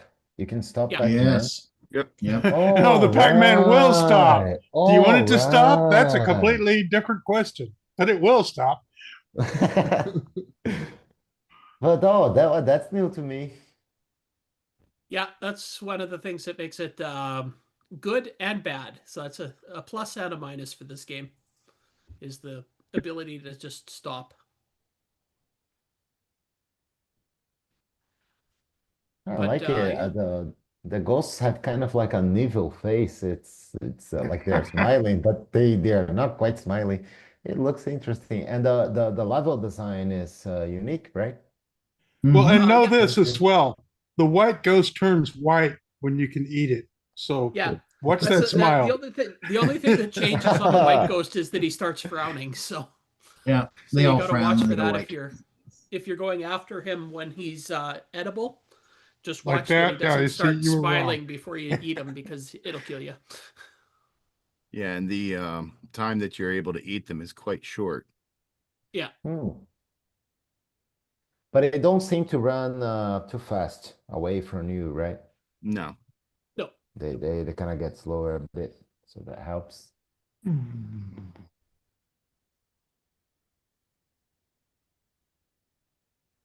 Yeah, I got all 3 ghosts that time. Yep. Very interesting. Yeah, all 3 ghosts is 1,200 points. It's 2, 4, and 8. Interesting enough, a difference between this and the regular Pac-Man is that they are still white when they go into the home base. Yep. So theoretically, if you actually ate the ghosts near the home base, you could probably eat them again when they come out. Yes, you can. Oh. Oh, double hit combo. And so you could. Yes, and you get the higher points, but I don't know if you does it go beyond 600? The third one is 800. Or no, 600, yeah. 600, yeah. But I don't know if you eat a fourth one, if it's 800 or what. Or if it's still 600. Back. Well, I guess we need somebody like either Tasman or Dr. Ted here to tell us, because they probably were able to do that, since they're both AI. You don't get the you don't get the fruit bonus or anything like that, right? There is a fruit. There's a fruit bonus. There's only an apple, I think, in this version. Yeah. Oh. There's a second version of this that came out. Actually, there's 4 different versions of this that were out by a couple of different companies. The Pac-Tac, Paddywhack, Knick-Knack, all the other. The 80s of software development, when people just stole stuff. Because of the lines, because of the walls, the vertical walls are just a single line. The kind of stuff that yells semi-graphics 24 to me, but it's B mode 4, right? Mm-hmm. That's interesting. Well, the vertical ones have to be twice as wide so they don't turn colors. Right? Yeah. You don't get the clash. Well, it depends on your monitor settings, because I figured out ways to get the color clash.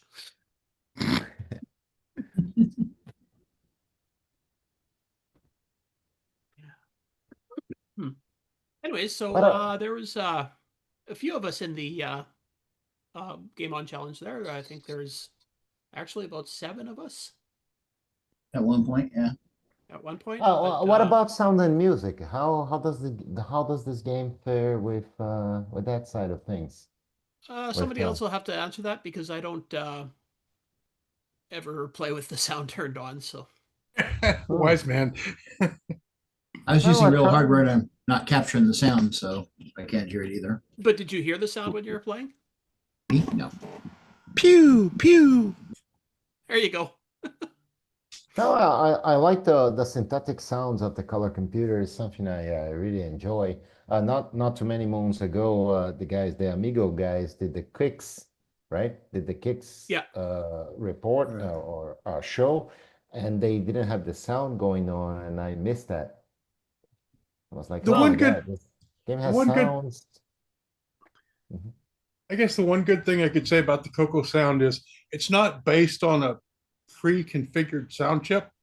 Exactly. So you aren't blasted with the same music every stinking thing that comes on. Exactly. Some systems have that problem. The only reason I usually don't play with the sound on is because I'm usually like streaming on the show or something, and I don't want to bother everybody because it would be quite a cacophony of sound if everybody had the sound shared for the games that they're playing while we're trying to do this. So. For sure. We should have a special edition of the Game On Challenge live show where everyone has their sound turned on at the same time. God. Oh, Craig, who can be loudest? Yeah. That would just be the 1980s arcade. That It would be the yes cacophony edition. Exactly. That would be the 80s arcade. And you would hear Defender above all else. Most likely, for sure. Or Robotron. Or Robotron, yeah. Okay. Any of the Williams games. Polaris would be making a bit of noise, wouldn't it? I do kind of miss those 6-inch stereo speakers about a foot from my head on both sides as I was playing my game. I'm sorry, what was that? What? Yeah, it's one of the things that would attract us to arcade games back in the days. Apart from the flashing colors, would be the synthetic sounds. That one's got a subwoofer. Let's go play it. Well, you know, Rick, if you really miss it, you could recreate it with just play an emulator on your computer and get external speakers and just tape them to your shoulders. I've already done it. Don't have a good way to photograph it, but yeah, I got some near field monitors on my desk here. Yeah, just connect your computer to a stack stereo. Yeah, but I tell you, I really love the sound, the natural sounds the color computer can produce. It's pretty great. Both the 1-bit and the 6-bit deck. You can do some great stuff. It's just you've got to use the CPU to do it, which means then your gameplay sucks. So how do you put them together? A dual CPU CoCo. That's what we need. There you go. That would be great. Who is it that's doing that project where it's got the SID chips on a cartridge that you can plug into the CoCo? Well, but you wouldn't need any new code. You would just need a 6809 for the sound and a 6809 for the video. And just take that project and just turn it into a 6809, and then you could plug a cartridge in that uses the 6809 for second 6809 for the sound. It just shovels all the sound code off to the cartridge and it doesn't deal with it. I like it. I would prefer that kind of stuff instead of Yamahas and whatever, Rolands and whatever. Right. And it's stuff we've got. Well, why waste a second 6809 on that when you can use a microcontroller like a 6502? Well, because we've already got the code for the 6809. We just have to figure out how to divide it between the video CPU and the audio CPU. Exactly. And synchronize them. Yeah, just figure out how to send the sound code to the second CPU, and then And the video guy does video. Yeah. Well, there we go. We're feature creeping the Game On Challenge. Hey, we're trying hard. There ain't much this week, so we got to do what we can. This and many more on This Week in Feature Creep. What I think is really impressive is we're at 2 hours, just about 2 hours already, and we haven't done any news. I haven't had a dang thing to talk about, and we've hit three. We're hitting 2 hours. Yep. These are all news. We're presenting the news here. Yeah, we're making the news. That's what this is the gaming news of the CoCo here. Yeah. So, how many people did we have total? I think we had 7 or 8. 8 maybe was no. Fred has got his going here. So Mark B was streaming, so he was the 7th guy, and then was Do it we Brian get to- Blake just was there, but he never unmuted or anything. So Do you get to count whoever Wingnut was on the phone with earlier? Because No, they that would have weren't made you 9. they weren't streaming. So Ah, man. well, there you go. Now, if one person, if they pointed a camera at 2 different CoCos playing and 2 people were playing, would we count that as 2 people? I'd take that it. counts. Left stick, right stick? Yeah. I'll take that too. Even 2 people on one CoCo. Yeah. There you go. If you're playing one of the games where you can actually, what is it? That one that you can gauntlet clone that you can play 4 players on? Unfortunately, I Vision. can't do that because I don't have any friends. Attention. Engines? Oh, Hundreds. left hand, left foot, right foot. Yeah. 4 2 and people, 1. I think it's 2 people on the joystick and 2 people on joysticks, 2 people on the keyboard. Well, don't Okay, we have the yeah. expert on 2-player games here with us? Tim? Or he left? Oh, Timberman? No. Tim. Oh. Tim Lennon. Sibling rivalry. Sibling, yeah. Oh, Yep, they will do a lot. those of aren't 2 two-player players. games. That's 2 combatants. Well, they have played 2-player games. Yeah. That is one game player, a very nice game player, and Tim the cheater. Yeah, exactly.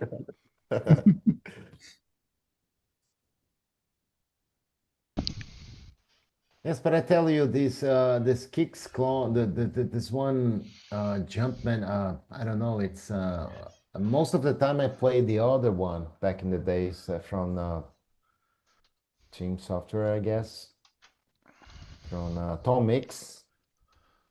The Tom Mix had a game like this, right? Didn't he? A Didn't Qbert clone? Yeah. Probably. We have about 5 or 6 of them on the CoCo. So Right, everyone Yeah, did Qbert. I think we I played remember- the Tom Mix one. Yeah, I remember playing that one a lot when I was a kid, but this one here came later in the days, and the graphics, since they were not up to that other one, and I never got really into this kind of strategic action game. Somehow I would prefer more like Marble Madness kind of stuff, right? What about you guys? I always enjoyed Qbert, but Yeah. Well, here's a question for you. Would you rather a game with excellent gameplay and the graphics not quite there, or yeah, excellent on-point graphics and the gameplay isn't quite there? so in other words, would you prefer a Um, CoCo or a Commodore? No, of course the gameplay comes first, always. But I'm not sure. You just play the other one here, right? I'm not sure if they The 2 Qberts. how exactly the gameplay of these 2 guys would fare. I mean, it's easier for us to compare the gameplay elements of say Joust, or say the Joust clones we have, right? That's easier for us to compare. Like This this one version here- definitely plays a bit smoother. Probably a little more responsive. But Faster. I think that the one we were playing this week was much earlier. So Oh, okay. Yeah, there we can see the difference. so I think Q-Man was 1982. Yeah, sounds right. Oh, yeah. And they didn't know nothing then, man. And Cumin is quite fast because things are jumping on the 8-byte on the byte border. It seems faster, yeah, than the other one. Oh, yeah. It just doesn't look as good. I got you. I've But never when played it these 2 comes- side by side. Which one plays? Is there a big difference in play, or? I think this one's a little bit more responsive than Q-Man, but So it's just playing faster because they've moved ahead. yeah. Okay. Yeah.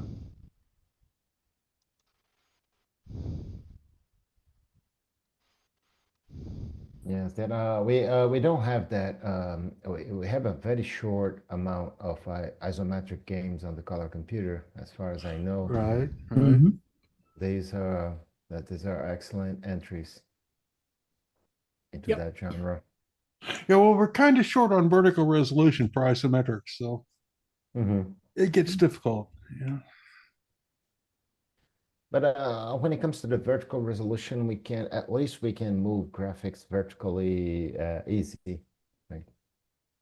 In easy fashion.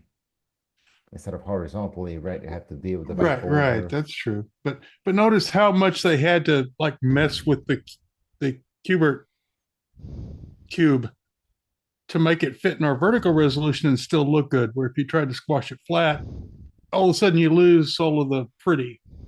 So Cubix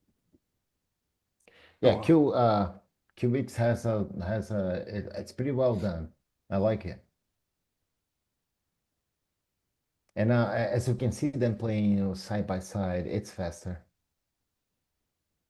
And for kind of like how can I say, a strategic kind of puzzle game, the speed might be a factor. Well, and it's smoother, not in individual steps, but the physics are the same in the various different directions that you go. Where if you watch the top one, the diagonals are a little too fast, and it's the kind of thing that all 8-bit games used to have, where the diagonals move more than the horizontals and verticals. And it's not something you see right away, but when you play the game a little bit, you can tell. this ain't quite right.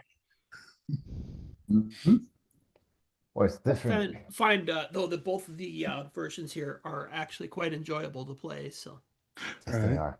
They're just different. Yeah, they're very well done on their own self.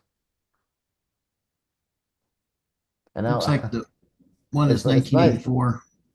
It's nice that now you're painting on the other one here on the game shows today. It's like you're painting the floors black. That's pretty nice. I never played this one for much.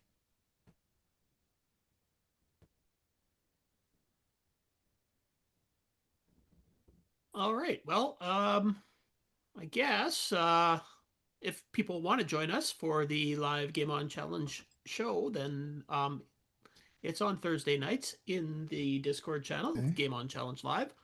Just show up. You can play on emulators. You can play on real hardware. You can use the Play Now button on the Color Computer Archive. Just share your screen and play, and then just wait for people to make fun of your gameplay, because that's what we do. What time should we be there? I think about 8 o'clock Eastern. Pick an hour. It depends on your latitude, longitude. I would say 8 o'clock Eastern. If Sloopy is streaming at about, we'll start at about 8:15. We'll also start at about 8:15 if Sloopy isn't streaming, because then we figured out he ain't going to show up. Then you crank it up. I've also seen at 8:15 when Sloopy was streaming. So. Oh, okay. But yeah. Somewhere between 6 and 8, just kind of be there before anyway, 8. We're scheduled to start at 8 o'clock on Thursday nights. So if you show up, then you can just hang out with us until the show gets going. And because because when no one shows up before 8, Sloopy doesn't stream. What do you mean? I show up at 8. So you're saying we're the problem? Yes. So anyway, Sloopy, if you're gonna spend the evening with Prince Volume, let us know ahead of time. Yeah, well, normally I don't have that issue, so I apologize for that. That was a Spaceballs joke, wasn't it? It was. Yeah, it is. It is. Yeah, I was gonna message on my phone, but someone forgot to charge their phone. So we went from Star Wars to Spaceballs. This thing is just actually, really getting out of hand. Maybe Spaceballs, but that was actually a Beetlejuice reference. Oh, was it? What? Yeah. When the ghosts are trying to scare the wife, You know, she's with Prince Valium. Mm-hmm. Yeah, So that was she doesn't even wake up? Spaceballs. No, Or that no, was it was Spaceballs too. that was Beetlejuice. what was it? Beetlejuice. No, it's it in was both. Beetlejuice. Are you It's in sure? both. I'm It's in both. wanting it to be in with Lone Star in the Winnebago or Yeah, something. I think it's in both That's what movies. it's all about. It's in both movies. Yeah, but the quote is from Beetlejuice. Except She's, that Spaceballs she's was before sleeping with, Beetlejuice, wasn't it? Yeah, she's sleeping with Prince Valium. Nothing will wake her up. Oh, this 80s movie specialist. Right. We're all revealing our age here. Well, all who get the wants same to see reference. what next week's Game On Challenge live show or game? Me. Please, help us. Oh, me. I hope it's All something right, good. Remember, if you don't like this game, then we're throwing Sloopy under the bus, even though he didn't suggest it. He just told me about it. We don't need to love the game. Besides, it gives us more things to complain about later. Who recognizes this game? Oh, I know. I know. I kind of think I've seen that before somewhere. You have. 61? It's on a Commodore 64, maybe? No. No, this is on the CoCo. We're not playing a Commodore game. Commodore doesn't font like that. Looks like an Apple II game on that low resolution. No. I know what that is. That's Farfall, right? That is. Looks like Farfall. Yep. That's a pretty intense action game. There we go. That's excellent one. So basically, it's just the game where you fall from platform to platform. They rise up. You have to just continuously fall down on them. And not miss. So How is it we haven't played this one yet? I have no idea. We haven't. Yeah, that's CoCo. I think that only runs on a CoCo 1 and 2. Yes, it only runs on a CoCo 1 and 2. That's SG12, I guess. Because I have it on a cartridge here somewhere. Wait a second. Who's removing keycaps with a garden shovel? What? Is that what you're doing? That's what it sounds like. No, I just saw a video. Someone, jeez, I'm having an old elderly moment. You guy on the East Coast, get off my lawn! My lawn. You mean Sloopy? Wingnut? Wingnut? Yeah, Wingnut. Yeah, that guy. What? He was prying keycaps off with a garden shovel, or something like that. Oh, a butcher knife. Okay, that's even better. My favorite CoCo tool. Now I want to get a garden shovel just to pull keycaps off with. Yeah, that's worth it. All right, so as I was showing you here, this is L. Curtis Boyle's page for Farfall. It talks a little bit about it. If you're interested in the making of the game, J.Linville did do an entire blog about programming this.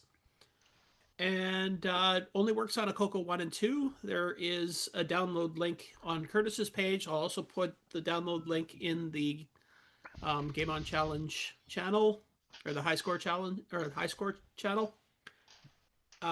It only comes on a ROM file, so if you're running it in an emulator, you just have to put it in the cartridge slot. Unless you actually have a way to burn it onto a cartridge, you're probably not going to play it on real hardware. Actually, you could burn it to one of the spare ROM slots on your CoCo SBC. You could do. Okay. Yep. You could do that. No one's. Are we playing the pandemic version or the cartridge version? I'll Pandemic take is a cartridge storage version. from both because the download link is for the pandemic version. So, I mean, great. Is there a I difference? just have the between them? cartridge version on cartridge. Yeah, me too. I don't have either. So, That's nice. anything else, Sloopy, that I missed?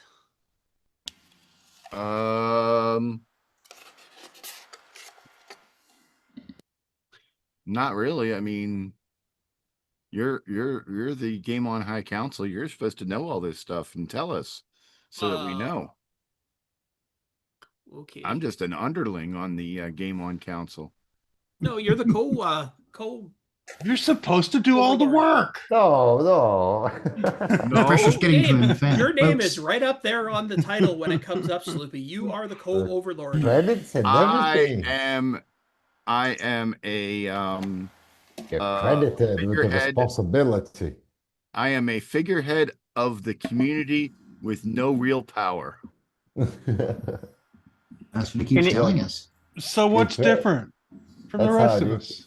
You tried hard, but it doesn't make any difference. Well, at least there's not a cat on your shoulder right now. Yeah. But Ken, any good leader has a good ability to delegate. So yeah, that's why be a good leader. Okay, Brian, you're in charge. No problem. No problem. Yeah, the real work is why we have interns. Oh yeah. The real work is why we have right. Nut. Yeah. Order up.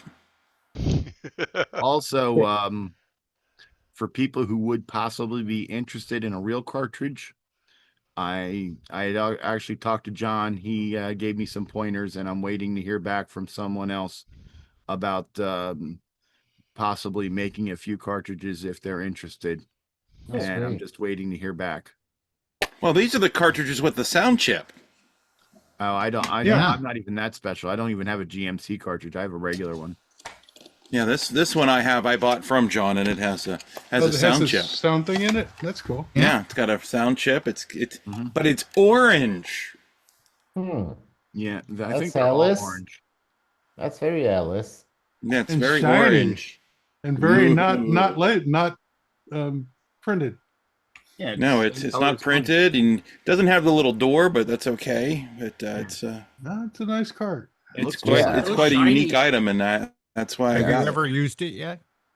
Yeah, I have used it. It works great in my CoCo 2. It does not work in my Tano. So there must be some little difference between the CoCo 2 and the Tano, just enough to make it not work. I've seen that before, but yeah, my Tano doesn't like it for some reason. But yeah. So it's what are you gonna do? No. You're just bragging that you have a Tano, aren't you? Yeah, I am. I'd hold it up, but it's out of reach right now. I get that. Hey, I got a video to show. Are we done with the game on stuff? Yeah, we're done with the game. Now over to you. Can I share? Okay, No, give it a shot. do we need your intro? Graphics. Here we go. You don't have to. Yes, we do. Are we on? Yep, we're on. Okay. On what, I have no idea. Right, we're on your Facebook, which is why probably are not we- what you want us on. That's not what I wanted to know. Okay, so instead, Click on the girls on the bikini. We might not want that one on either. Big for yourself. Well, we the collective we versus we the CoCoNation. Okay, here we go. Gary Coleman's show. Did you guys see this? Yeah. What you talking about, Ron? Exactly. Put this on That's the machine. There we go. 320 or so. Every few years, this Silver Spoons clips resurfaces. Yep. I mean, that kid on Silver Spoons Ricky Schroeder had everything in that show. He was like the ultimate. I want to be that kid. I bet his gumball machines were on free play. I had a train running through the house. I bet you his gumball machines had real gumballs. Right, on free play. So you just cranked it and you. Yeah. All the furniture is very fancy. Nice. Yes. Can you hear it? And is that a No, no I don't sound. have the sound up. No. Is that a Radio That's Shack okay. television? Yeah. No, I don't know. It's in the box? Yeah. Trash. No, they won't show it again. Yeah, they will. Is the thing actually well plugged? Yes, it is. Yeah. It looks like No, it's they actually perfectly- put enough cords in to make it do things. I That's don't see the amazing. power. green screen. I don't see the power cord though. That's important. It's in there. No, that's real. No, they actually, Yeah, that's real CoCo there. But if you look at the back shot, I don't see the cord coming out. Yeah, it's hanging off to the left. Oh, okay. They probably have another CoCo underneath behind the scenery and underneath that table. We're gonna have to go by this frame by frame, like it's the Zapruder There you film. go. Enhance. That's a CoCo tape player there. Yeah. Or well, it's a Model 1, I think. So their prop guy was all period correct. Yeah. Yeah. Well, scroll back to one of the earlier scenes. You know how to plug it in. All right. Look at all those random numbers. Random 7-digit numbers. Look at that red key. What keyboard did he have on there? A good one. Yeah. He had the It's not stock. The melty. Yeah. It's something. Yeah. Yeah. So it was a good prop guy. He brought us CoCo from home, and here you go. Yep. Scroll back to the earlier shot of that.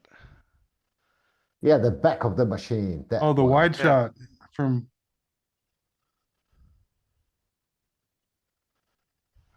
Is it after this? Way back. It's at the beginning. Where you Right started there. the clip. The first kind of zoomed in with a wide shot where you can see more. Where it's shot from behind. Yeah. Yeah, where you can see where things are there pointed. you go. There's one. Not many. Yep, keep going. There.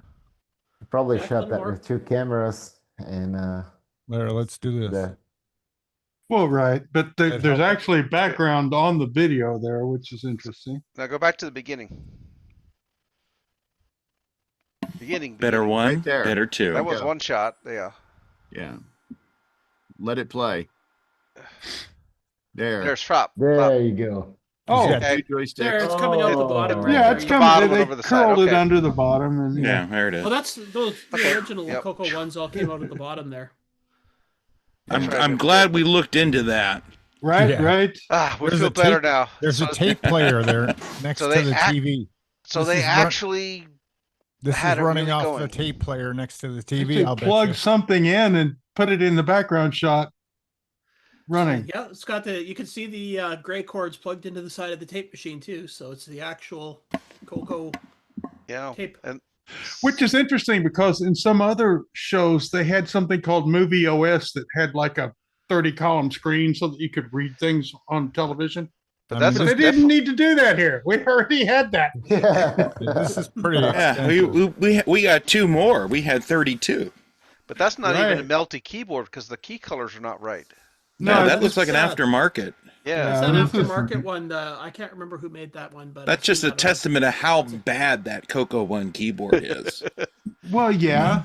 I I love the CoCo one keyboard. See, I started out with a CoCo 2 with a melted keyboard, so that was better. But when I did get my hands on a CoCo 1, I'm like, how did anyone use this? Type with this thing. Well, get the Spectrum and you'll know. Yeah. Yeah. Or There's Get some a high-res Spectrum, graphics you at the know. end. Play with an MC10 for a while and then move to a Okay. CoCo one. Hey, Yeah, I think that CoCo One's great. Look at high res. they've even got the play Oh. button pushed down on the tape player. The artifacts are even working.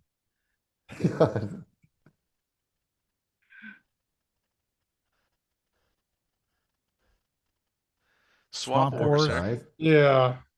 That looks like it's a lot like Asteroids. Is that a 6809 game? Never heard of it. Yep, even neither, but the arcade art You weren't style. supposed to because they would have to pay a licensing fee. They got in Sure, trouble but- because they published it in the pictures and they have the Now, notice how a red light's as big as Gary Cohen's head. yeah, the cops are gonna come. Woo! With the gray keys and the white, or the gray keys and then the white keys and stuff like that, it looks like an HDL keyboard. Yes. HDL. Okay. That's what I was Makes trying to sense. remember. Yep. Yeah, you would know. You probably have what, a half a dozen of them, at least. He just went through them to find out which one. Yeah. Well, he just found one under the couch he didn't realize he had. All right. Well, now that we've finished that's about dissecting that screen, we should probably take that off of the stream so we don't get copyright struck for it. Oh, we've been demonetized minutes ago. Well, no, because we were discussing it. We were talking about Right. actually how well they did that scene. So The AI robots Fair don't use, know fair yes. use. That's the problem. The YouTube don't, bots but- don't know.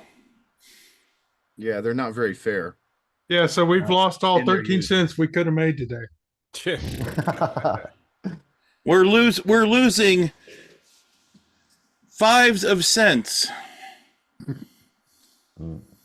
Okay. Alrighty. Oh, Jesus, the voice of reason. Do we have anything else we need to go over today? Not really. Okay. Do we want to look at that poltergeist? What that other movie that had a CoCo in it while we're at it? We could run that out for another half hour at least. With the artifact colors backwards, we can. Revenge of the Nerds. There I was thinking Zaxxon. What is that? That's a horror movie. What is it like? Oh, crud. I forget. Friday the 13th. There you go. Corey Feldman is playing the one of the. And then we Corys can is do the nerds guy with the keyboard after that. Yeah. Yeah, there is one other debate that we could settle. One last thing I would like to say. Plastic or ceramic? Which CPU do you prefer? Taste great, less filling. Ken. I have an AMI 6809 on one of my machines. They both work. So Actually, I prefer CPUs made out of aluminum.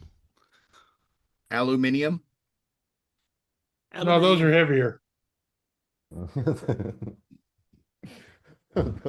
They're not.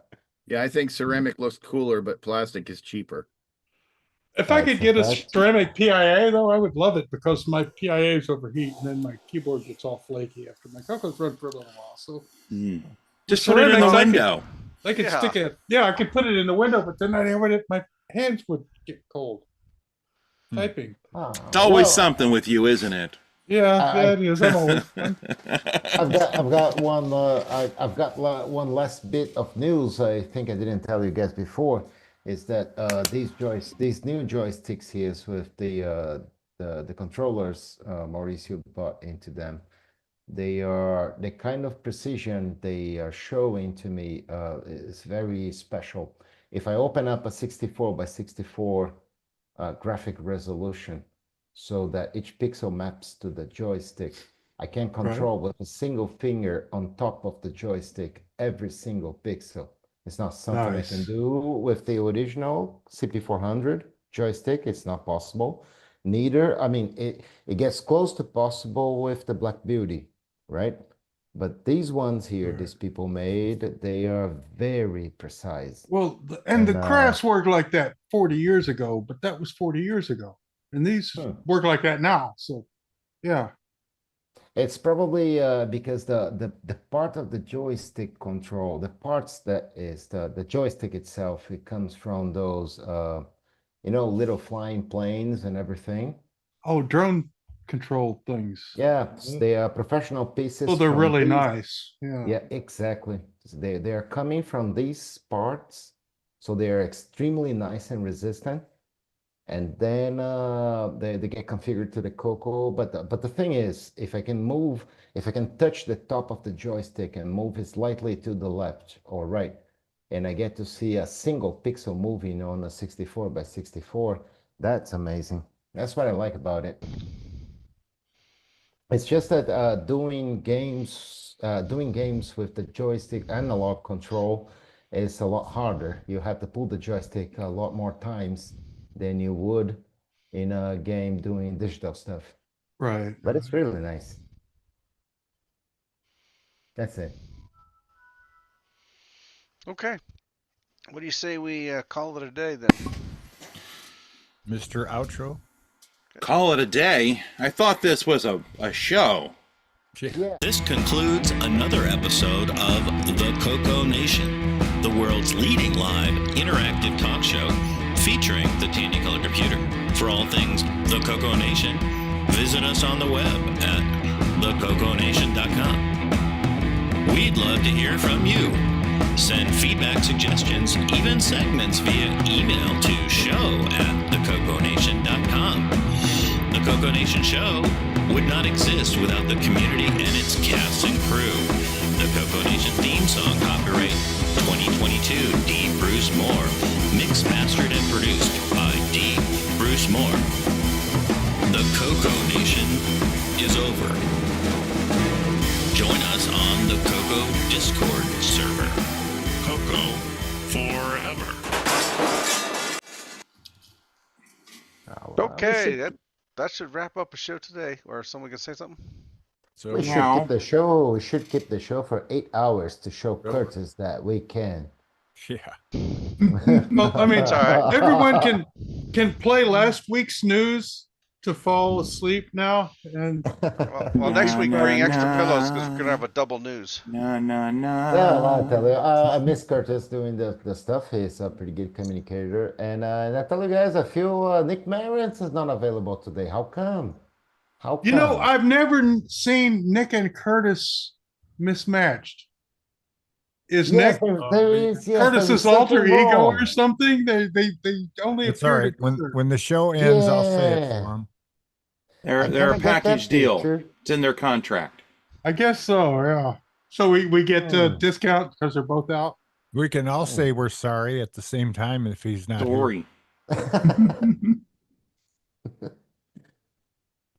Ready? Oh my God! Stick a fork in it, Mark, please. Set. Alrighty.